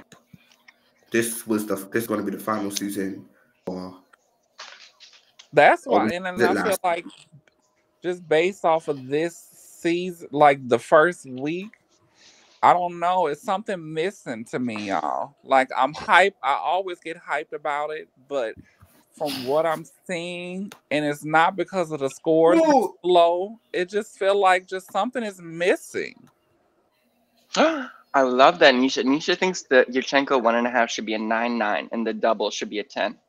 I wouldn't be mad. It's harder to land the 1.5 though. Ooh, but you know, Nisha, when they did that in me and Oscar talked about that in one of the last shows before we started switching over to NCAA. Is I think that's why the vault is so effed up now, because they devalued the 1.5 when not everybody was doing the 1.5, even in '96. So then they devalued that vault to a 9 point, and they devalued that vault to a 9.8, and they devalued the Yurchenko double to a 9.9. And I think that was too far, too fast. I think this is elite or NCAA? Elite. Okay. That was elite. I was like, what's the 10.0 So right vault now then? the issue is correct. So the issue is, and even in elite, they had to create 10.0 vaults. We talked about that. There was no 10.0 vaults until they had to invent new 10.0 vaults under that quota points. Under this, I think the Rudy. I think the way to Rudy break. Not a Rudy. What was the vault Zamo did at the 2000? But that's the next quad. We're talking about 96. No, they didn't devalue it until after that, didn't they? But they didn't throw the Zamo until 99. Yeah, but Zamo, that's the quad she's talking about. And again, Zamo had to create that vault. Vanessa Adler had to create the Rudy. Simona Arminar had to Nar. Yeah. Denise Lopez did the Lopez, even though it shouldn't have been named after her. You know, they had to create 10.0 vaults. Trudy McIntosh, Elena Prudnova. Correct. Keep it going. What I think they should do to correct the vaulting is going to fuck everybody up. They should ban the Yurchenko vaults. Then teams would just start vaulting on the whole. That will never happen. But that used to be the rule up until when did they add the Yurchenko vaults? Like 2000, like 99, 2000? Before that, the Yurchenkos was banned. You could not do the Yurchenko vaults in college. I think that's interesting. I've never heard of that. Yeah, 97 it was banned was even when they were doing it in elite. Yeah. 97 okay, so for those who were alive when it was still banned, what was the public consensus, the idea? Like, was it ever going to be allowed? Or was it like, no, they're never going to allow that? No, but was it? I never thought they were going to allow before it was unbanned. Exactly. So who knows? They might ban them again. We never know. We can't predict. They won't. They should. But that's what people were saying about they'll never unban them.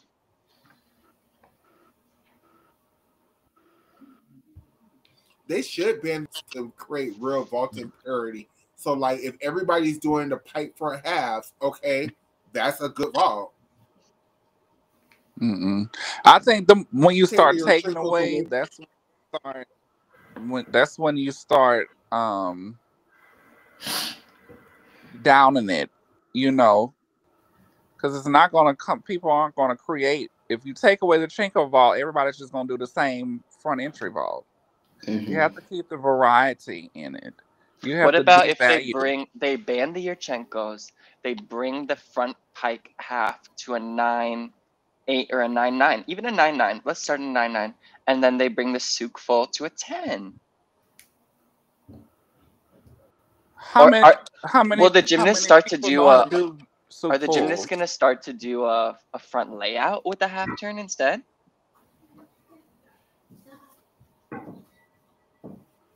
Does anyone do that in NCAA? Or the girls could do like they do in the elite and say, bitch, we're not doing nothing harder than a Yurchenko double. So we don't care how much you value a Yurchenko double. It's not going to happen unless my name is Simone Biles or Rebecca Andrade. You're just going to get a Yurchenko double. I don't feel like I don't want to.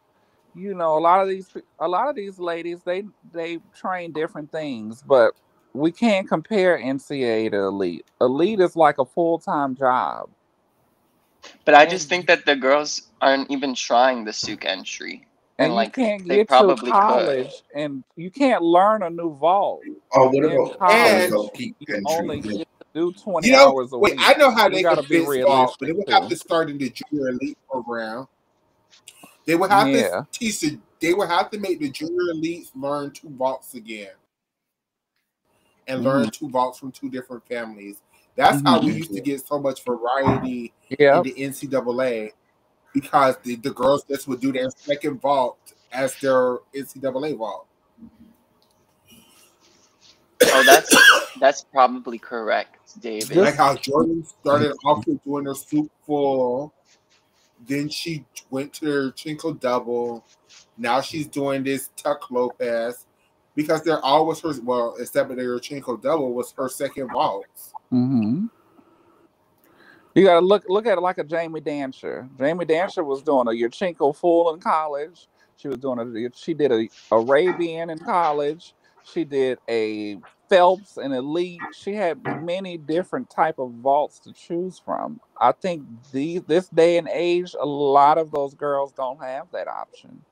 But why do I remember Jordan Childs competing Suk full before she started doing the Lopez? She did.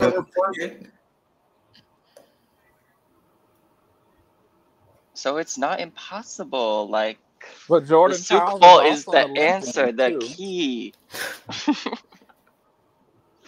How do y'all feel about that? But look at Jay Carey. Jay Carey used to do a Sukahara entry vaults, but in elite, the Sukahara entry vaults aren't worth what the round off half vaults are or the Yurchenko vaults are. So then she switched to the Sukahara to the song, and now in college she's doing a Yurchenko 1.5 because I'm tired of doing Sukahara style vaults and everything else. So I don't know. Sukahara style vaults are not easy, because once the girls started learning the Yurchenkos, they quickly left those Sukahara vaults alone. Yeah. Because it's much easier to generate the power from the round off,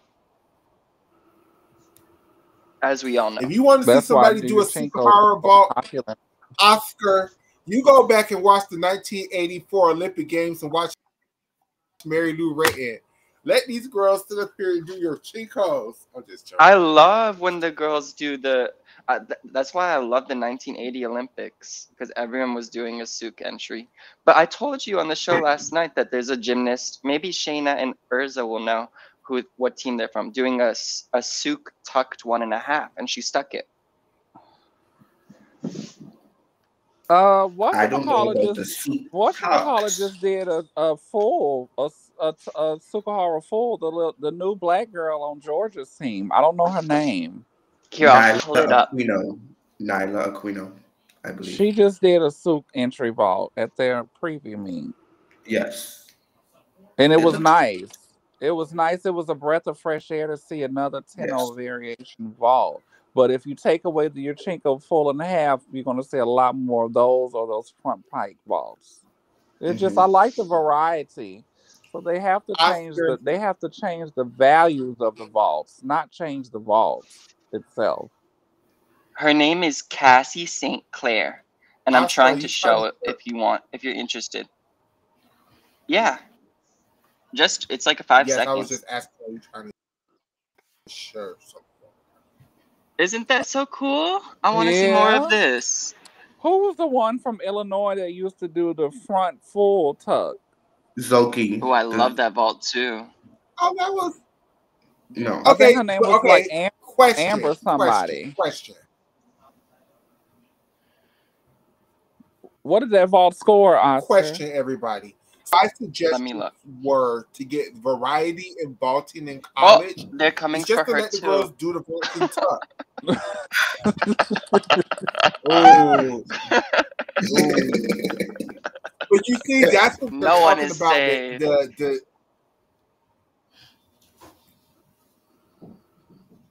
That's what you're talking It's about, though, with the.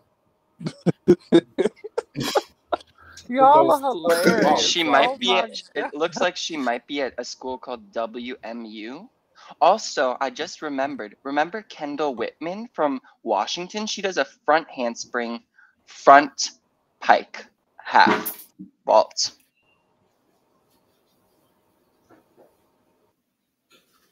You know what I'm talking about? Polka Ava without the round off? Exactly. Everyone. What about the Amelia check? What about the Omi? That was my question. What would about y'all prefer the million check or the Sukahara full? The Sukfo! Oh my god, I'm offended you asked me that. Because with the Omelion check, you could see when a gymnast tucks it around to get a stuck landing. Like they have to tuck it to get a stuck landing. I'm just not a fan With of the a Sukfo. I don't like that turning down. sideways on the. It just doesn't look nice to me aesthetically. Looking at I agree. Most Sukfos are trash, but when a Sukfo is done well, it's better than any other vault done well. I like Yurchenko doubles also. So, everybody, I want y'all to caps on. Even though we did not see every team in the SEC, I want everybody, let's rank the SEC. Oh my god. Who's not making it to the... I'm ready. This is going to be messy. I predict. My gosh, Oscar, we're doing this every week. We're doing this every week. So we're taking turns ranking. I will go first. I'll go first so y'all can yell at me. In my Beyonce wig. I love this hair. I love this color of hair. I need to get every wig I have in this damn hair color. I love this color of hair on me. Anyways. That's your color. I'm trying my hardest not to wear damn braids for a while. It's just I hair and braids. It's just easier. But I was in my brain moment all of 2024, and I don't want to be sitting up in my room anymore. I want to be regular, easy breezy, beautiful cover girl like I used to be. Anyhow, bring the team. Bring the teams. At number 9, this is just the SEC now. This isn't all the schools. If you want all the schools, I believe All Things Gymnastics created a poll. And it's up on Michaela, how many of the teams did you see? Which ones did you not see is what I'm curious about. Did you see Kentucky? They didn't compete. We did not see Arkansas, Kentucky, and Alabama. Okay. We saw Georgia as a preview, but we're still counting that. Right. I was actually kind of impressed with Georgia. I'm not even going to lie. I am too. They're ranked a lot higher. They're not that much higher, they're but ranked a lot higher than they were. I wouldn't put them last. I think I would put Alabama last based off what I saw at. Honestly, I would put Kentucky last. I would pick Kentucky last. Wait, let's I'm do not one at a ready to time. I say like that that. idea. I'm gonna go. I'm gonna go controversial. Auburn is last. Mm. That's the Interesting. weird one for me. Even though you controversially said that Caitlin Johns was the best routine of this week That for bar routine was bars wonderful. It was. with those She's leg She's separations, with those short handstands, it was a great routine. Oh. with that adjustment on the landing. I saw a Oh. video somebody did if they were scoring it from elite, she would have like a 10.6 start value or something.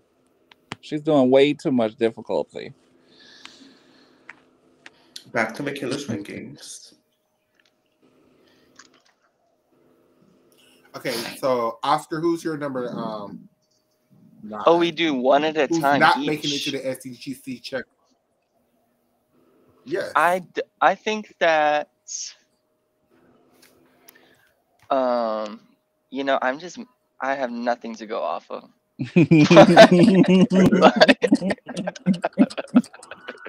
But I'll give an answer. I'll say it's definitely, my answers are always long-winded, sorry, even though I'm uninformed.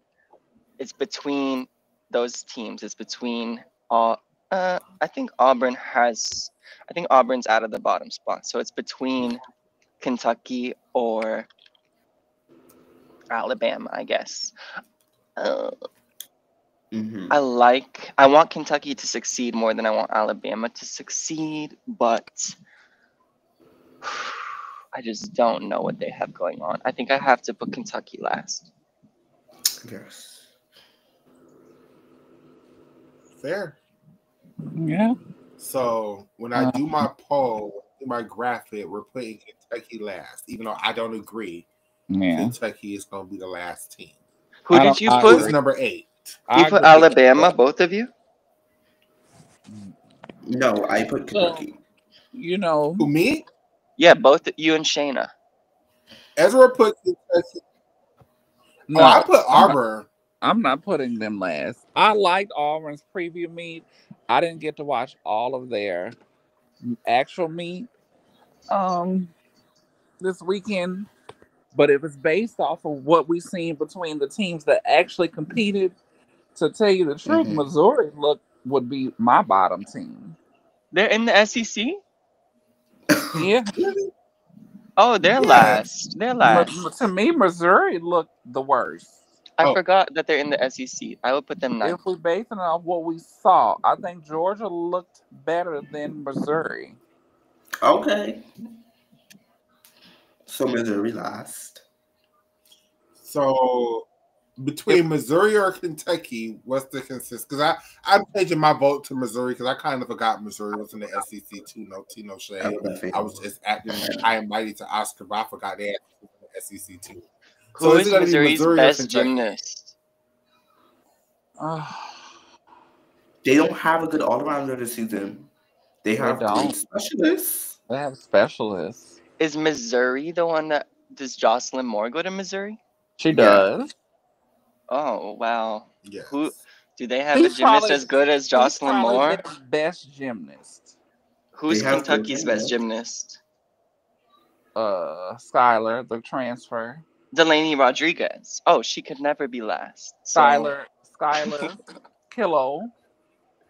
I think Missouri is last. Do we all agree? I think Missouri is last. Yeah. I can go with that, yes. Then that number 8 is easy, Kentucky. Yes. I don't think so. I don't think, even though I haven't seen, they are the team that I have seen the least. But based off the track record, it has to be Georgia or Auburn. Auburn did not look good to me at that meet, but I was just shocked at how. I would say it's because we haven't seen anything from Kentucky yet. Yeah. It's hard to put other teams over them because we haven't seen anything from Kentucky yet. So I don't know if Kentucky gonna blow my socks away next weekend or flop. So I don't know. I'm not changing it. We did our preseason interview. We did our preseason rankings. I have faith. Auburn is a young team, but they looked good at their preview meet. I feel like Auburn that has win. enough scores. They have Yeah. enough scores on each event, like to not Yes, be the they bottom. definitely do. I would put Alabama or Georgia 8th. I think Alabama. I think Kentucky. But see, the issue is, this is just, everybody just look. We haven't seen anything from Kentucky yet. That's the only reason I'm putting them at number 8. And the only reason I'm putting Kentucky ahead of Missouri is because I did see Missouri, and Missouri looked fucking the best. So I just believe that Kentucky can beat Missouri at this point in time. But I also can believe that Kentucky can look a mess too. So I just don't. I would put Auburn, Georgia, Alabama all ahead of both of those teams at this point in time. Okay, so Missouri last, Kentucky 8th. Who is 7th? Georgia. Alabama. Georgia ain't look that good now, y'all. It's between Georgia. We ain't finna be delusional now. Yo, cross the delusion line. Okay, but what about Auburn? Like, Auburn have a great gymnast, but then they don't have. They have Sophia Groth. They have Olivia Hollingsworth. They have Olivia Greaves. They have routines. Auburn has a lot of routines. Auburn has the routines. They have routines, Michaela. I will admit that. They have a lot of routines that I was shocked to see. But a lot of their girls are new also, so they're definitely going to have to, like, work out their issues. And Georgia, who's the Olympian that transferred from Nebraska? I don't even know how to pronounce her name. Sench Bakchgold. Yeah. She's a Hungarian. She's an Olympian. She has a 1.5. Her bars she did was all right. Didn't have a dismount. She had to do. Can I just say that Georgia's floor routines were horrendous? They were horrendous to me as well. They don't have, but they were horrible. Maybe one E-pass. I don't even think I saw a front double full from them. But it wasn't a real meet. Compare it to like UCLA's fake meet or any other team's real meet.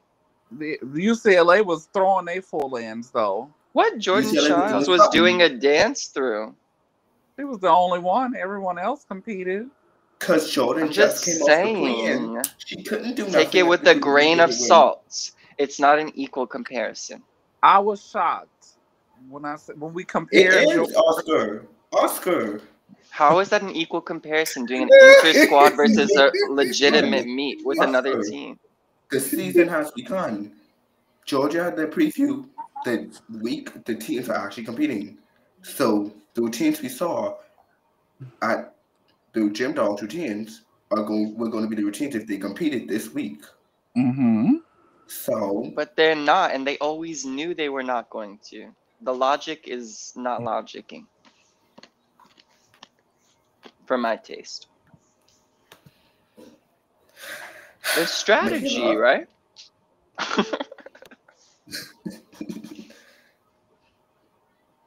You guys, I haven't seen one Georgia routine. I should say y'all would not. You haven't seen a Georgia routine? Not one. Like y'all would not disrespect Missouri. Oh goodness. The video is on YouTube, Oscar. So I'm gonna watch. Come on, y'all. We still on 8. We got 8 more. No, number 8 is Kentucky. Okay, so 7 is who? Alabama or Auburn. Georgia is not 5th. Georgia, it will be between. Yeah, it's Alabama or Georgia. It's Georgia. Alabama then. Georgia. I'm not that high. I'm not that high on Alabama either. Georgia, Alabama's best gymnast is Shania, but Shania. I feel comfortable with Georgia being at number 7, Alabama being at number 6, and Auburn being at number 5. Number 5. Yes. Arkansas at number 4. Okay. I'm not gonna sign off on that. I'm not gonna put my name on that. I'm right with you, Michaela. Come on. Arkansas is number 4. Number 3. Just because we haven't seen them compete, it has to be Florida. Florida. It has to be Florida. Didn't we skip a spot, or do we all agree that Alabama is 5th? No, they're 6th. Alabama's 6th. So we skipped a spot. Can we just go through? So Auburn 7th, you guys say Georgia is 9th. 7th, Alabama 6th, Auburn is 5th? Yes. Okay. Yes. Arkansas Auburn 4th. is 5th. Arkansas is 4th. Florida is 3rd. LSU is 2nd. I think LSU looked OU, but OU had a higher score than them.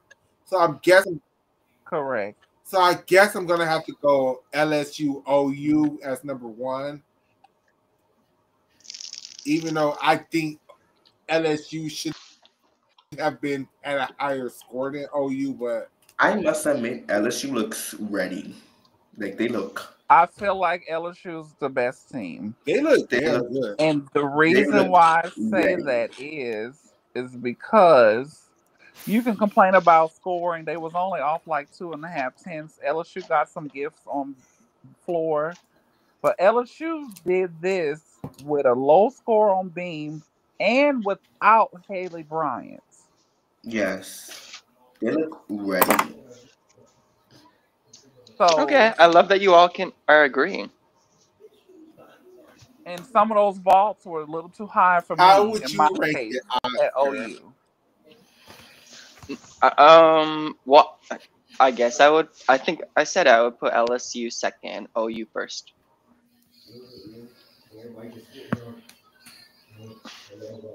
Third and 4th. OU just does not have, like, I feel like LSU has more built-in deductions, and their landings weren't as secure from the very, very few routines I saw.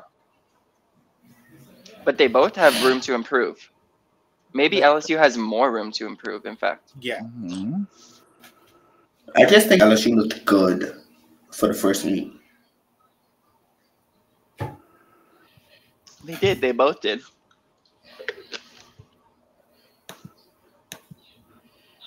How was OU? I didn't see I saw a lot of OU vaults, bars, and some of their beam. How were their floor routines? I'm sure horrible. But I didn't see a single OU routine. And I'm not interested to see. And that's not a bit, y'all, that's not, I got LSU as number 1 for me. You know, last week I had them at 2 based off track record, but from what I saw this week, and without a Haley Bryant, for LSU to be only 2.5 tenths behind, that's not a big separation. LSU scored like a 49-1 on beam. They had a mistake and a fall without a Haley Bryant. I don't know. I just feel LSU like looked comfortable in the gymnastics, I must say. They looked comfortable with the fact that Haley's not competing. Yes. And to still score 197.3. They should. Don't they have the biggest roster in the country? Oh, I don't know about all. I don't know. Probably last year, but this year, I'm sure someone has bigger. Oh, like not a top team?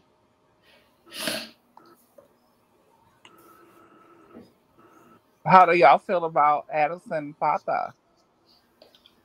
Feta cheese. Yeah. I was happy that she got to compete because she's been really excited to compete. Really good. It feels like she's like 30 years old. I've been hearing about her going to OU for like the last 10 years, seem like.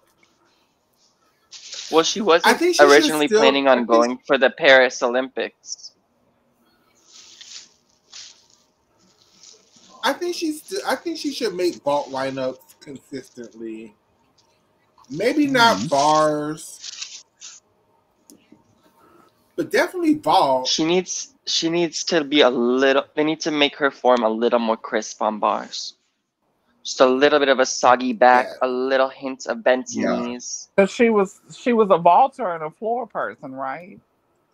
And bars. Not She won really. a Yeah. medal internationally on bars. Yeah. And KJ has a Thing knack that for she like. just Addison just was equal, in my opinion, on vault and bars. She was never that good on beam to me, and she was all right on No, floor. But look she at her was coach pretty though. good on floor. I feel like KJ can get anybody to do something once she gets a hold of them. That Yeah. shows you how great of a coach she is. Because people go to OU, you might not have ever heard of them in the JO, you know, realm, and they get to OU and be these level ninja tens and all that because of that coach. She's a great coach. I definitely want Who started the Addison to stage make it into before the. she went? I definitely want Addison in the floor lineups. Is all I wanted to say.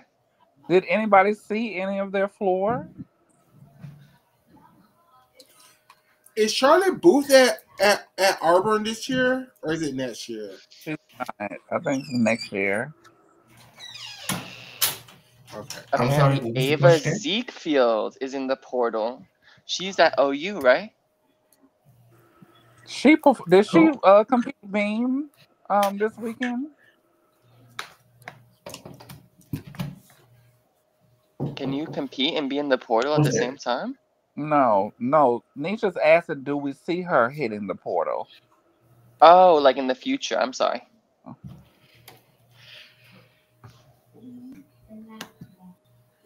I doubt it. Didn't she get to compete on beam at nationals last year or the year prior? Yeah, she fell. She was one of the falling routines at nationals. That poor baby. And she really hasn't competed that much to say she's a junior. So is that a representation of her or just a stacked lineup of OU in the competition? I think it's the latter. Because she has beautiful form on beam. Michaela, what are you looking at? Oh, I'm just sharing the live different places. I'm so sorry. So do we have we coming back Thursday, right? Yes. We're coming back Okay, Thursday with the preview of week 2. So be ready for me to be in my Florida bag because that's my team. That's my team right there. But Florida should look the best based on everything they've seen. That figures. Whole thing. I think KJ is going to go with one of those freshmen. You're already going to be upset about Florida, even though they're not going to have competed yet by Thursday? Who, me? Yes.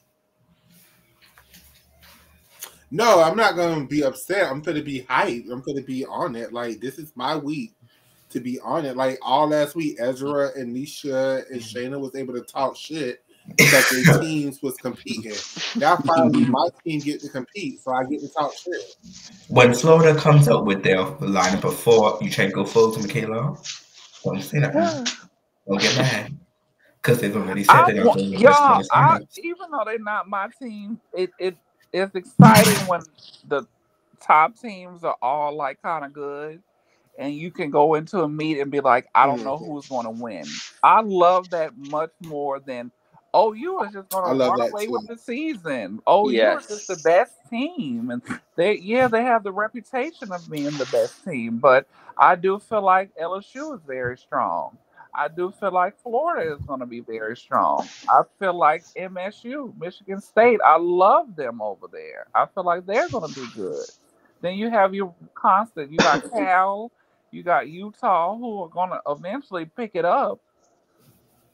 So that's not many teams, though. Okay, I have a question for everyone. You forgot Georgia, Shayna. That's not a top team. Okay, my question is, are you listening? Yes. Yeah. Okay. I'm so sorry that we was not paying attention to the comment section. Nisha was eating us up in the comment I've section. been paying when you said attention. Missouri was number 8. I Oh, that always shit's read Nisha's hilarious. comments. I'm so sorry, Nisha. Okay, my question was, do we think Utah's Nisha going was to eating our asses up. seeing Denver compete? Say that again? Do we think Utah's going to win the Big 12 title after seeing Denver compete this week? Most definitely. Okay. Yes. Okay. Utah is going to be the new Oklahoma, basically, where they have no competition. Mm-hmm. And Denver doesn't have bad gymnasts. I think they have a lack of leadership. Here's a question. Would you rather I am looking forward to this Big Ten conference. I think this Big Ten conference is going to be the second best conference behind it's going to be the new Pac-12. Because you got Michigan, Michigan State, and then you add a history and a program like UCLA to it. Yes. It's only going to make those teams stronger. And then every other year Minnesota is hot and cold, so you have more teams that are all kind of evenly matched in that conference now. Minnesota has never been hot ever since Lexi Rambler and Anna Loper left. Yeah, but based off of just history, they're the only other team that has won a Big Ten title other than Michigan, and I think one of those years or two of those years, Penn State back in the day. Would you rather, for Florida's first meet, see them throw, let's say, 5 perfectly stuck, I don't know about the form in the air, Yurchenko fulls, or 5 Yurchenko 1.5s, but they're all bounding out of the landings, like huge steps? I want to see 1.5. I want to see the Yurchenko fulls. Every year, Florida goes with that. Throw big difficulty at the beginning of the year. Throw big difficulty at the beginning of the year. And for whatever reason, they always give their girls some kind of mindset. But when Florida decides, and Rhonda Fain was very good at this, to water down the entire first half of the season and then to start slowly adding your difficulty as the season progresses, that's when Florida seems to do the best, and that's the strategy that I hope Jeannie Rowland decides to go with this year. I love that strategy. I've never seen it implemented in my short history of being an NCAA viewer. First meet, they'll be competing against Michigan State, Nebraska, and Northern Illinois. Oh, you guys are gonna love that. You love Michigan State in Florida.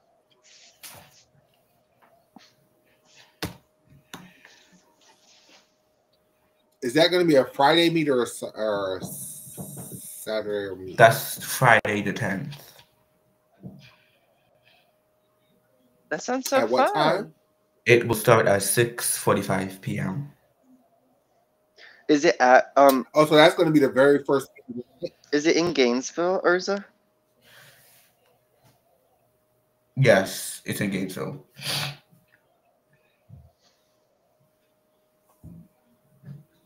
Who do you guys think is going to win?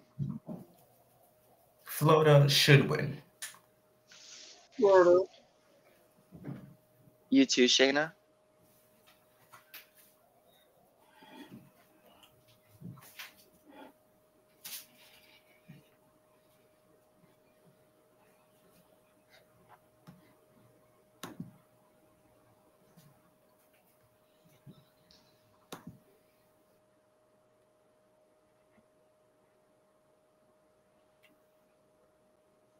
Am I frozen? No, Shayna's just preoccupied with something. Oh, okay. I thought it was me frozen. Maybe Shane was on mute.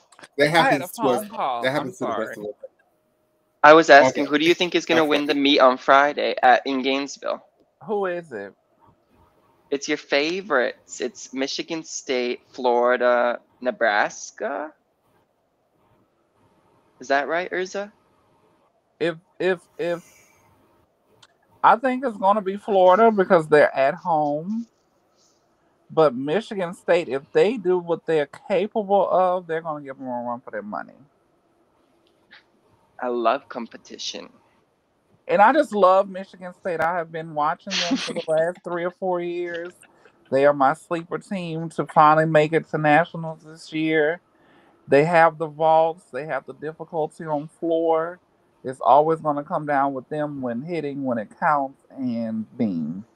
Are they dependent on their seniors, would you say? No, because not everybody's a senior. Well, obviously not everyone, but like I'm just curious. I ask because They're I'm more curious how dependent. teams can combat this trend of like teams really falling off after their best gymnasts graduate. Yeah. Well, see, LSU's going to have that issue. That's why they got to get people like Amari Drayton and Lexi Zeiss and Kaylin Shield time to compete, because you're going to be missing Aaliyah, Haley, Olivia's Chases. All of those people are going to be gone. Michigan State will be okay because they'll still have Nikki Smith next year, and Sage Kellerman. They're going to lose Gabby Stephen and Delaney Harkness. Oh no, not Delaney Harkness. Yeah. She's great. But they still have a Zarmani. They still have the Michaela. So, and it's also what you're getting too. You know, what freshmen come in. It's not like it's like reload, rebuild. You know, that's what's so great about Oklahoma, is because they can lose people and still have other gymnasts there. Oh, you thought we needed you? That's fun. That's cute. No.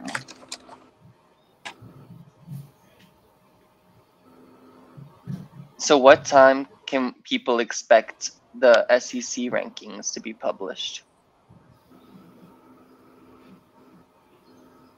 For a week. I would try to do it. Tomorrow. Great. Thank you for doing that. Yeah, I'll try to have it up tomorrow. She probably gonna have it up tonight. No, she go to work tonight. But she likes to do stuff like that. No, at work. Actually, yeah, I do like to do stuff like that at work, and they changed my schedule, so all next week I'm working morning shifts, so y'all might get a lot of content because I have all afternoon to do nothing but sit up here and look at y'all. So y'all might get lots of content this week, or God work willing, could be kicking my ass, and y'all get nothing. So I don't know. Did you but see today? For whatever reason, I keep thinking today is Wednesday, but today is just Monday. So yes, we will definitely do a show Thursday. We have lots of time to prepare the next week's preview show. For whatever reason, I thought today was like Wednesday. Mm-hmm. Michaela, did you see that? I am off Thursday. So I have a question for the whole panel. What was y'all's one routine of the week? Favorite routine? That's fun. That's a good question. My favorite routine this week would have had to have been. Was it Caitlin Jong on bars? Probably Nikki Smith. No, that would be second. Would be Nikki Smith's fault. Ooh, that's a good one. I was kind of torn when I was like, I want to say something about the ncaa and who I like. Of course, I'm a little biased, but that beam routine from Aaliyah Finnegan, it was good. It was good. That was the single-handed best routine of the night on any event.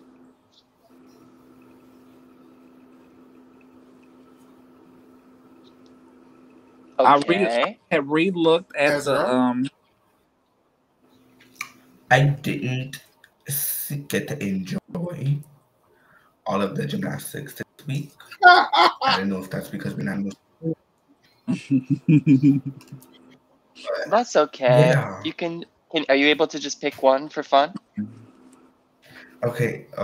I definitely like to say a routine LSU. Um, Aaliyah on the floor. Mm-hmm. Her floor team was great the other night. It was sickening. Oh wow.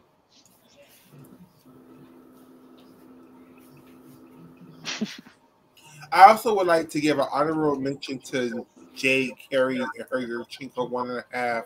That I've never seen Jade ever do a Yurchenko 1.5 before. So I was kind of gagged, even though, it's easier than a Arminar or a Yurchenko double. But, a lot of these elite girls have a hard time with the Yurchenko 1.5s. Like, they be like, I could do a full, I could do a double, but I refuse to learn a Yurchenko. So, Jade Carey to Who learn did his vault. Who was your favorite, Oscar? Did you pick? No, I would pick Jordan Childs on vault. Okay. Controversially. And I've rewatched Jordan's flow routine and it's starting to grow on me. Like I'm not gonna say I didn't like it. It just I really love that damn salt and pepper routine so much. But I kinda like this Prince routine. And it's been and just for me, it's a lot of dancing. It's a lot of dancing. I wish she was doing 3 passes still. Is that a good Yeah, thing or a bad thing? She needs 3 passes for that routine. Shayna, what do you think about all of the music cuts in Jordan's routine? She needs a 3rd pass. Okay. But you don't think it's too many music cuts? It's too much. It's too many music cuts and it's too much dancing for me.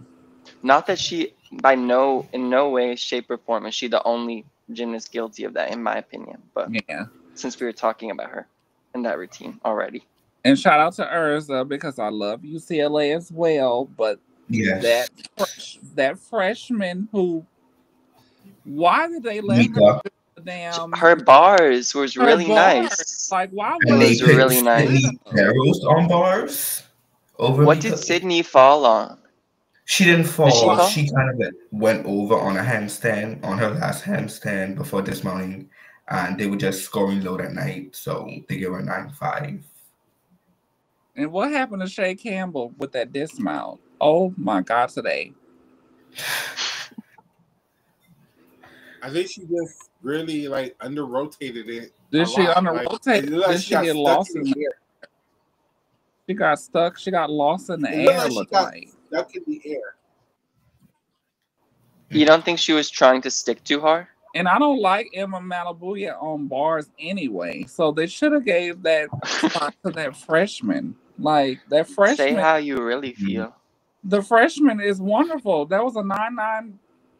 Mika, yes, that was definitely exhibition routine. She give her the. That's Nina Derwal's daughter. Don't you dare say that. Don't you dare disrespect Mika like that. The experience. You don't need no Emma Malabuya on bars. The first meet of the what? Come on now. Let her stick the beam and floor and do some Michael Jackson moves and Carlton swinging and keep it moving. Because I'm kind of over. She didn't do her Carlton in her floor team this season. So yeah. I really There's another race we could do on the show, you guys. I just thought about this as y'all was saying that. There's another race that I think we should follow very closely on the show, which is Freshman of the Year. Is it going to be Avery Neff? Or is it going to be Caitlin Chio? Or Lily. After week 1, how do y'all feel? Kaylin. Kalia. Avery Neff look good. Caitlin looked good too. But Avery looked really good to me. Did Avery fall on floor? Yes, she did. She fell on her twisting pass. Based on first week as Kaylin. She honestly is doing too much difficulty, Avery, now. Yeah. A little too much. It's Chio. She is. Mm-hmm. Like she's doing her routines are so What extra. about do y'all think Jalen Hong is in the conversation, or because she goes to Arbor that automatically she's not? Caitlin Jong.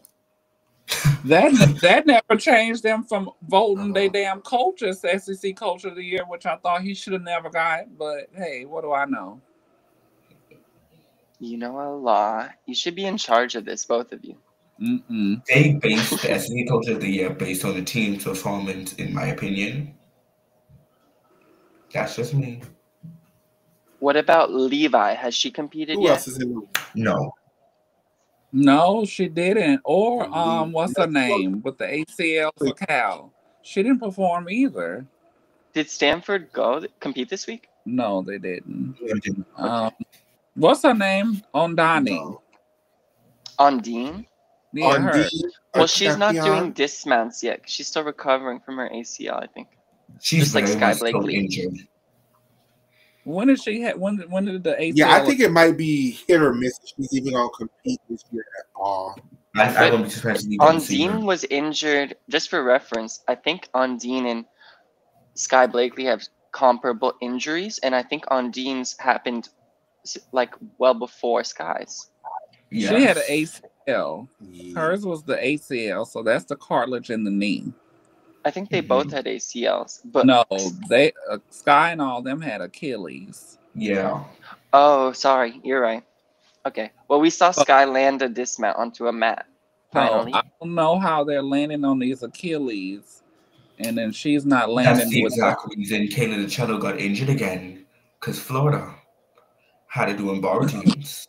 Why is she doing dismounts, Sky Blakely? I'm saying, y'all, this new stuff for me, I don't understand it, because when you have a torn Achilles or a torn ACL, you are out of a year, sometimes a little longer. That's how it used to be.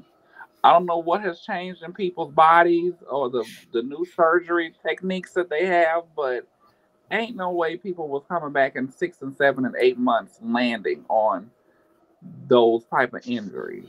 But remember Artur Dalaloyan at the Tokyo Olympics. And he looked like he was in pain the whole time. He was. It was so irresponsible, but it happened. It's very scary. I don't know what has changed in the medical world that these people mechanical, probably, because it's still the same type of people, and then you are sitting here. Connor tore her Achilles in May, and she was landing on soft mats 2 weeks ago at Gym 101 in December. Did Connor not compete this week? She did. She did. What was her dismount? A gainer full? And even to me, she's not. I know they're probably like, don't worry about the stick, but that was kind of like a bar land. What's her dismount? A gainer full? And her beam dismount, a gainer full with extra padding. A lot of padding. Do you think it's irresponsible of them to have her doing routines with dismounts right now? I do, and that's just my opinion. It's so unnecessary. It's just so unnecessary. You know, do they really need her on bars and beam right now? No. They really don't. They really don't. They would like her because she gets a good score. And as much as they say, well, we're not trying to win in January and all that, give some of them other people, you're going to need Alexi Zeiss or whatever new freshman coming next year to be on bars and beam when all these people graduate. Like, let Connor heal properly, and I would see maybe around the end of February, March, then see if she can able to withstand that. It just scares me, y'all. I don't know. I just feel like it's a brush job. I think that's so reasonable to feel that way. And I was like, oh my God, her bar routine is beautiful. On the bar, yes. But then when she landed, I don't know if she just scared or what, but I was scared for her.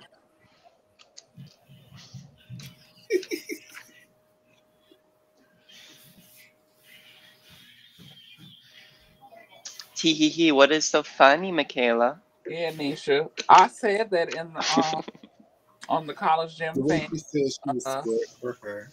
I was scared for her, for real.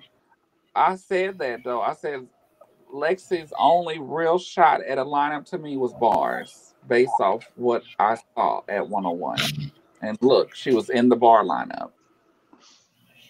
She Who looked do you good. think would win an all-around competition right now? Lexi Zeiss or Olivia Dunn?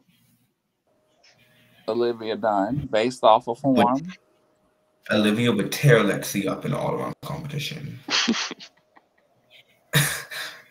Does Olivia vault though? I've never seen a vault She from does. her. Other in college, I haven't She could seen it. be out and still beat Lexi. I'm Yeah, sure. she'll still score higher. Cause I'm not gonna lie, Olivia looks good. Other than that damn leap pass on floor, she looks Oh my very God. good. Who gave her those leaps? Now her leaps on beam look pretty. Man, They that was look like really they was. What? Someone said it was Melnikova tees.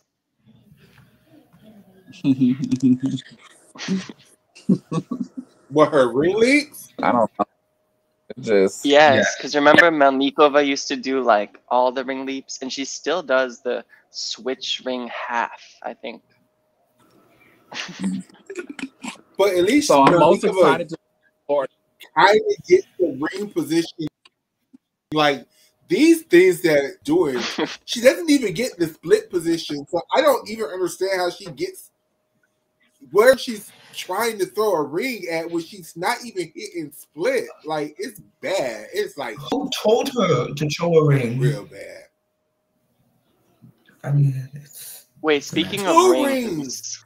Two. Mama had not Kara Eker, Kara tribute. Kara Eker. Kara Eker just seems so fragile to me. I'm sorry. What was the public, the general consensus or opinion on Alyssa Beckerman's, her 2 ring leaps on beam? Was it okay at the time, or was it unacceptable? Did you have an opinion? Do you know what I'm talking about? I don't remember her doing ring leaps on beam, so I have. She did them. She did no, these. I don't remember her trying ring leaps on beam. It was basically like a sisson. I never saw her on. She just always, her gymnastics was always messy to me. I was not a fan of her or Morgan White. And they always were overrated. Alyssa was so great on bars, but I just didn't see it. I'm sorry. She should have never have gone to the Olympics or have been selected for the I don't Olympics. think I didn't like Morgan White or Alyssa Beckerman's gymnastics. That's just me. I know Vanessa Adler was all over the damn place, whoop-de-woo this and whoop-de-woo that, but you had Kristen Maloney, Jamie Dancer, Amy Chow, and Elise Ray. You only needed another person to do a bar routine, Tasha Schweiker, and somebody to help with vault and floor, which could have been Vanessa. Elisa vault. They didn't even need Vanessa for floor. I would have brought Vanessa just to vault because they sucked on vault. And Morgan White could not have helped them on vault if she even. We listen, but we don't. I'm just saying. We they listen, fucked over but we do not judge. I never, ever, ever liked Kristen Maloney's gymnastics. I love her as a human being. I attribution to Team USA under that code of points and under that quad. It's just me as a gymnastics fan.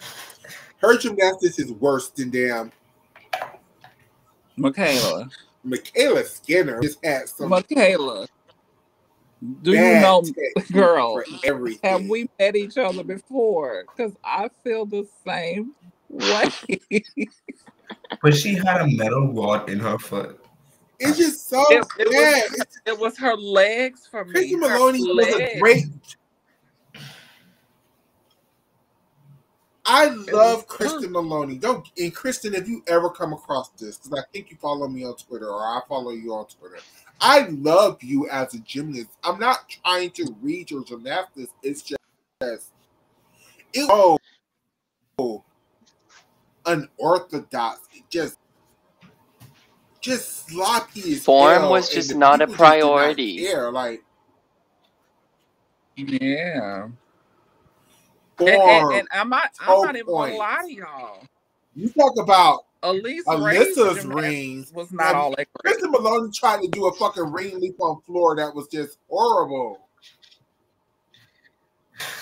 So did Shawn Johnson. So did Aly Raisman. Oh my god! Okay, the most Dancer egregious leap on floor.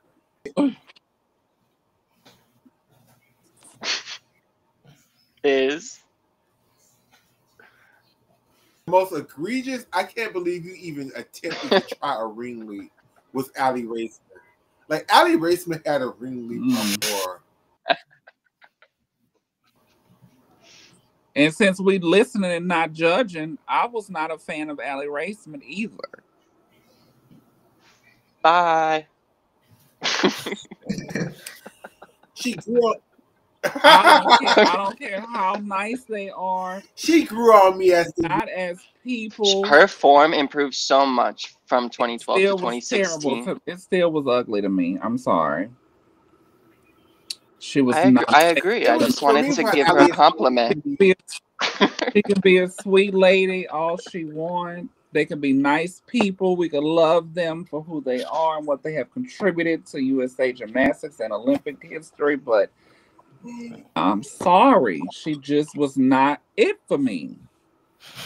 No, me neither. Me neither. On no event. Only thing I liked her on was floor, and that was pushing it. Yeah, Yeah. I really never cared for their gymnastics. She's a really good tumbler. I liked Aly's tumbling. Mm-hmm. There was nothing artistic about her. I like Aly's tumbling. I guess I like her. Aly had great tumbling.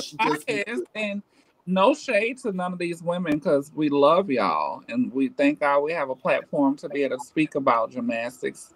But it's just, I like the more aesthetically pleasing gymnasts. You might not have to have the most difficult, but I want to see straight toes and straight knees and put together. Me too. That's why I love Georgia so much.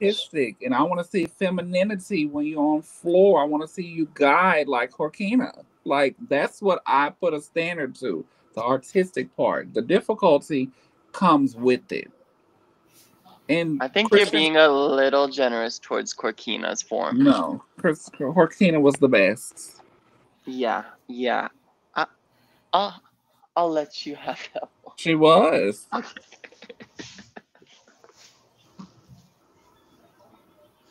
I don't want to ruin your fantasy. And I love Daniela Silly Vibes. She's also another favorite of mine. She has great form.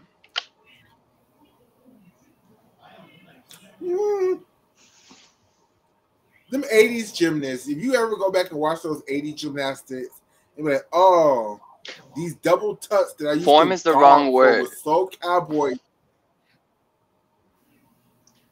That form is the wrong word. Sorry, I meant she had great extension. So cowboy over, like, man, in those triple twists. If y'all ever went to the 90s and looked at those triple twists and be like, oh, you're a whole quarter of a turn short, but you're lunging out of it and selling it. Okay. Now that Shayna's gone, LOL. Can you let Jorkina have it? Let Jorkina have it. Please. I mean, have you ever seen Jorkina on Vault, sister? Jorkina Vault. I'm sorry. Scary. But she what I liked about, she was so innovative. So she might not have the best vaulting form, but she wasn't a vaulter. She was not a vaulter, but Kamova, I didn't care for her either. And she had good gymnastics. But Klimova is Michaela's favorite Russian from the last 20 years. No, indeed. Hell no. And we're not gonna lie, Mustafina's wait, do I like Klimova more than terrible Mustafina? too. No. We had this conversation not long ago. I like Mustafina, but her twisting form was bad too. Michaela, you said that I think you said that you thought Klimova had the best form from a Russian gymnast in the past 20 years, if not the best overall. Or your favorite, sorry. Does that sound right? It sounds right. It sounds right. She did. She had great form. You know who else I really loved from Russia? Was that damn Vlada Razova. Like, I love Vlada. Like, I don't know. It's not the best gymnast. No. But for whatever reason, I love watching her gymnastics. I wish she never retired. No. I wouldn't mind if she was around there on the Russian national team, falling at every one of their competitions. Did she retire? She retired just like this month. Oh. Well, I don't know if she retired, actually. She was just removed from the national team this month. Because she was injured. And I always preferred Listinova to Razova. Me too. Now that always will. That's the one currently that I'm not gymnastics at all. Not anymore. She's gotten too big. She's too big now. Ooh, that's a harsh way to put it. That's problematic, you know. That's very problematic. She's too big now. She's too big for all Russian gymnasts. Yeah, that's what I mean. Tall. She's like too tall now. She's too boxy. Corkina was even taller than her, though. Boxy. And you stand Corkina. Yeah, but Corkina was never Corkina was skinny, like little. She's so skinny. Are you kidding? No, she's not. I just watched that meet. Listinova form is terrible with that dismount on bar. Okay, form. We're jumping to other things, but she's objectively itty bitty, skinny, teeny. She's boxy. She's very boxy. Yes, Urza. She's boxy. Respectfully. If you put her on side of Melnikova, you'll see what I'm talking about. I still think Melnikova is the best gymnast in Russia. And her form is questionable. Very.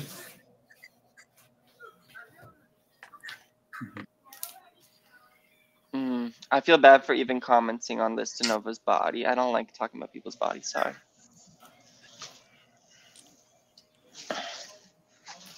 And then her gymnastics looks labored.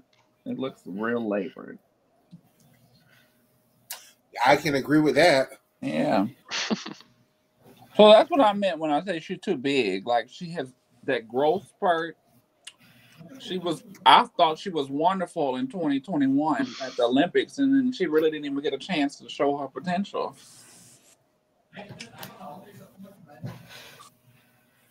Oh my God, today's January 6th. Yes. I'm so obtuse. I didn't even Insurrection. realize what it was. I need to watch this. It's Insurrection Day, yes. And I have school tomorrow. Oh, child, I'm gonna go back. Stay in school. Is this your first day back in school? It was actually supposed to be today, but I skipped today. You skipped? Oh no. Where do you live, Urza? In the Bahamas. The Bahamas? Yes. Oh, it's beautiful out there. Is it? So I've heard.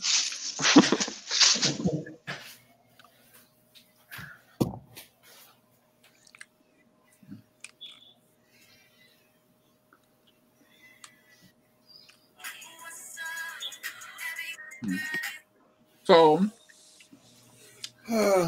you guys, for the last, I have absolutely. Shayna had one thing to say. I'm gonna do one of Oscar things. From that 2000. that 2000, 2004 quad, who do y'all think would be next in line as of their children to be the next best thing in gymnastics from the 2000 and 2004 group? Who had kids? I don't know who had kids. Or what's your question? Maybe I'm not understanding. Elise Ray has children. Oh, it is about their kids. Alicia was a good gymnast herself, so. Dominic Dawes has a whole football team. She doesn't. I don't think she wants to put her kids in elite. Definitely not. I think Vanessa Adler has children now. I doubt she wants her kids in elite either. Does Carly Patterson have children? Yeah, I think so. If she do, they're little. Holly Weiss has kids. Oh my goodness, her husband, Jesus.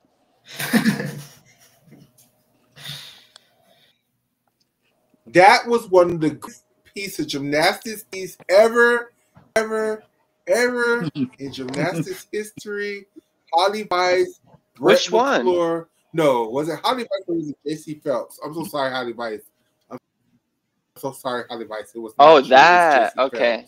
Phelps. Her husband has been involved in multiple messy scandals, so I didn't know which one you were referring to. Didn't JC Phelps and Jason Gadsden used to date?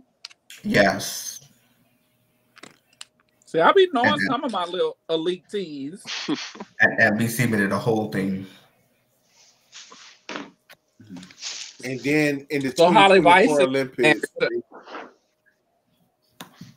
Holly Weiss is married to what? What's his name? Nador? Alex. Wait, what's the story? I know I was interrupting, but JC Phelps is like several years older than Holly Weiss, and they were one of them stole the other's man? No. Mm-hmm. No, what happened is JC was dating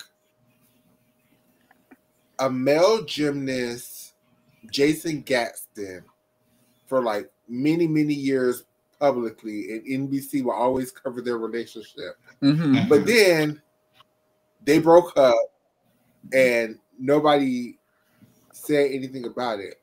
And then in 2004, when Jason Gadsden and Brett McClure made the Olympic team, JC Phelps was with Brett McClure at that time.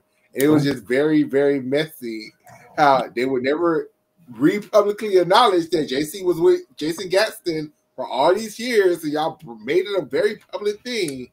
But now he's with Brett. Y'all just like, oh, his girlfriend JC Phelps. And that's it.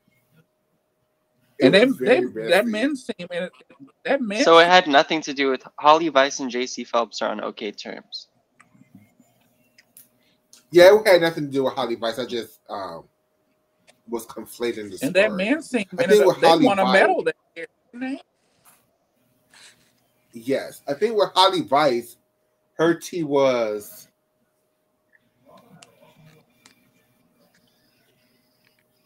something similar. Either Alice Nador was with another gymnast before Holly and left that gymnast for Holly, or then I think it was the latter, and then he started cheating on her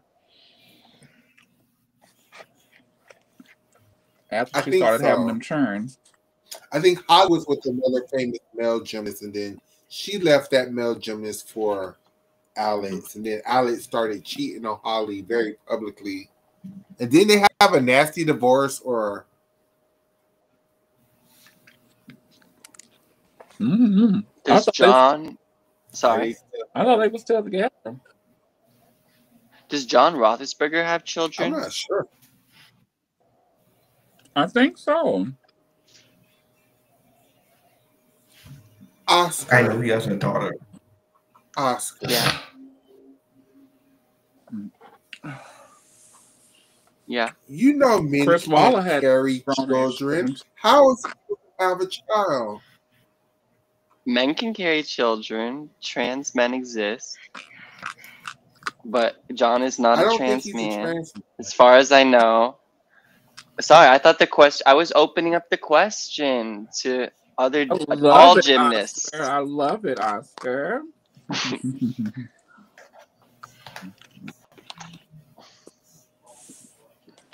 Trans men are men. Very true. I was just joking, Don Roethlisberger. I know you watch the show, fan. I'm just joking. Just joking. I'm just joking. So I know Kathy Johnson Clark retired. Where's Bart Connor? Old ass. He left as soon as Kathy He went left. to the Golden Globes with Nadia, like last night. So are we going to see? Is it mostly going to be John and Samantha? Where's Allie? I think Allie's still working her way up think to a Allie- contract. Yeah, I think because this year they're trying to get Trinity on board. I think Trinity Yes, is they coming signed for- Trinity to a contract. I haven't heard that. That's exciting. It's crazy to me because I thought Anastasia Webb was terrible. If She was so bad. Samantha had been the one doing a lot of it, and then Allie is like the main person for nationals, which I didn't understand. But then she's not here now, and it's Sam, so it'd be weird how shit goes. I liked Ashley Miles. I liked Alicia Sacramone. I like the Alicia Sacramone. Quit your job. Go back and commentate for NC2A. Please. That's my desire for you. I think she still commentates for whatever. Her and Samantha Pesci, they got this sweet deal where they can still work for NBC and USA Gymnastics and still commentate for the NCAA. I don't know how they work that out, but I totally did not think Like, that Sam was the case. it's Like, the age gap for me. I'm pretty sure they stopped commentating when they joined NBC. Or in Alicia's case, when she started Sam working for commentated last night. USAG. Yeah, because USAG, well, Peacock is NBC, right? No, Sam commentated last night. She did? Okay, Yeah, then I'm completely wrong. Sorry. Sam is going to be commentating a lot this season. That was ESPN, huh? Alicia Sacramone should not be able to commentate on NCAA as long as she works for USAG. I think she is. That's a total conflict of interest. She commentated all last season. Who's the commentator that did the LSU regional meet? The white guy that was with Anastasia. I like him. I would always prefer it to be all women than men. He's good though.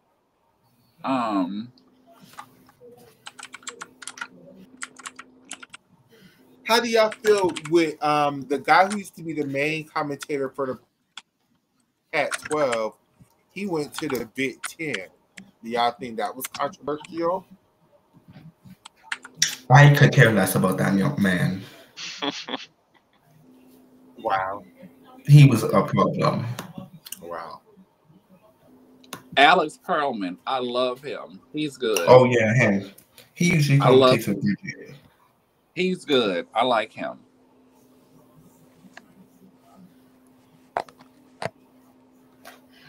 Ashley Miles was good. I wish she was still commentating instead of being a coach. You know who was horrible? I only seen her one time. Kiana Winston. Terrible.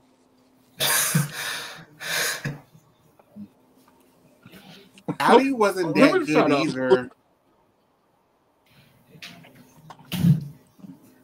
Allie would be good for the elite world. I don't think Kennedy was good for what she did in her role. I think Kennedy still commentates for when like there's a home meet for Florida. Yeah.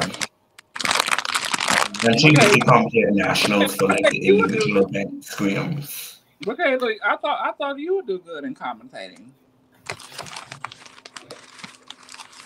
I would be a good commentator because I would say some shit and forget to mute the mic, and then people gonna be like, get her out of here. I used to love when me and Addis used to stream competitions and we used to commentate over them. I used to love that shit, but you know, that was then the system. And with that being said, we've almost reached the 3-hour mark, and yeah, a bitch gotta go to work in the morning. Ezra gotta go to school in the morning. Yes. Dana has to go to work in the morning. Oscar has to do whatever he does. I think he works. I'm not sure what Oscar does. I'm working tomorrow. I really liked Kennedy Baker also. Perfect. The crazy thing is I don't work. And oh yeah, that's right. What about Bridget Sloan? Did she commentate? Guys, she was on SEC Now. I don't think.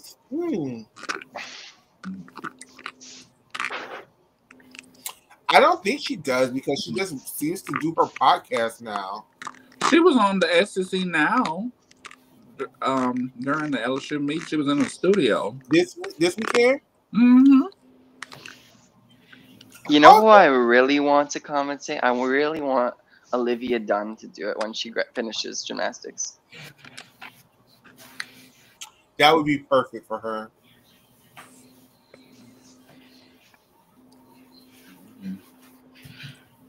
That would be perfect for her.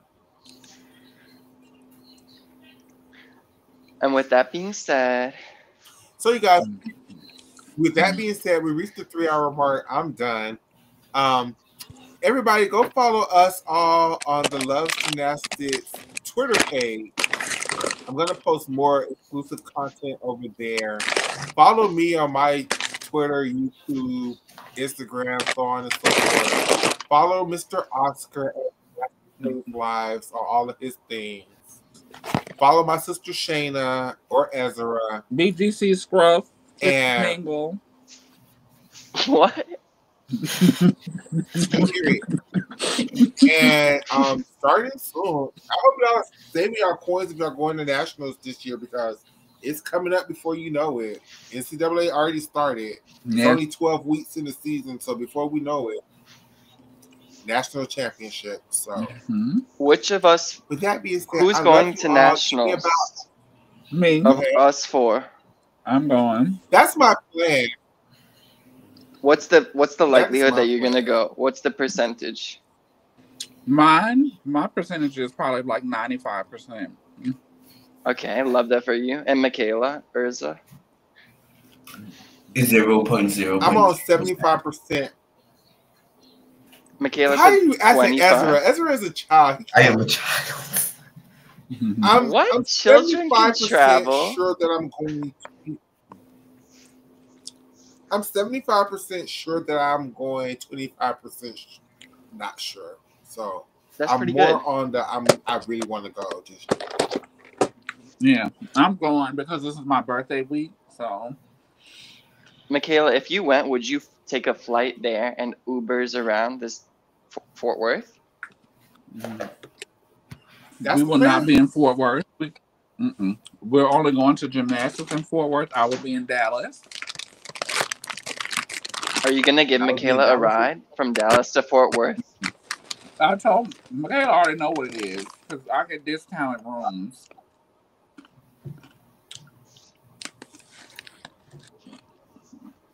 And I'm going to be out there with friends and family, so we're getting a rental car. Well, I hope all of you are able to go. Whoever wants to go.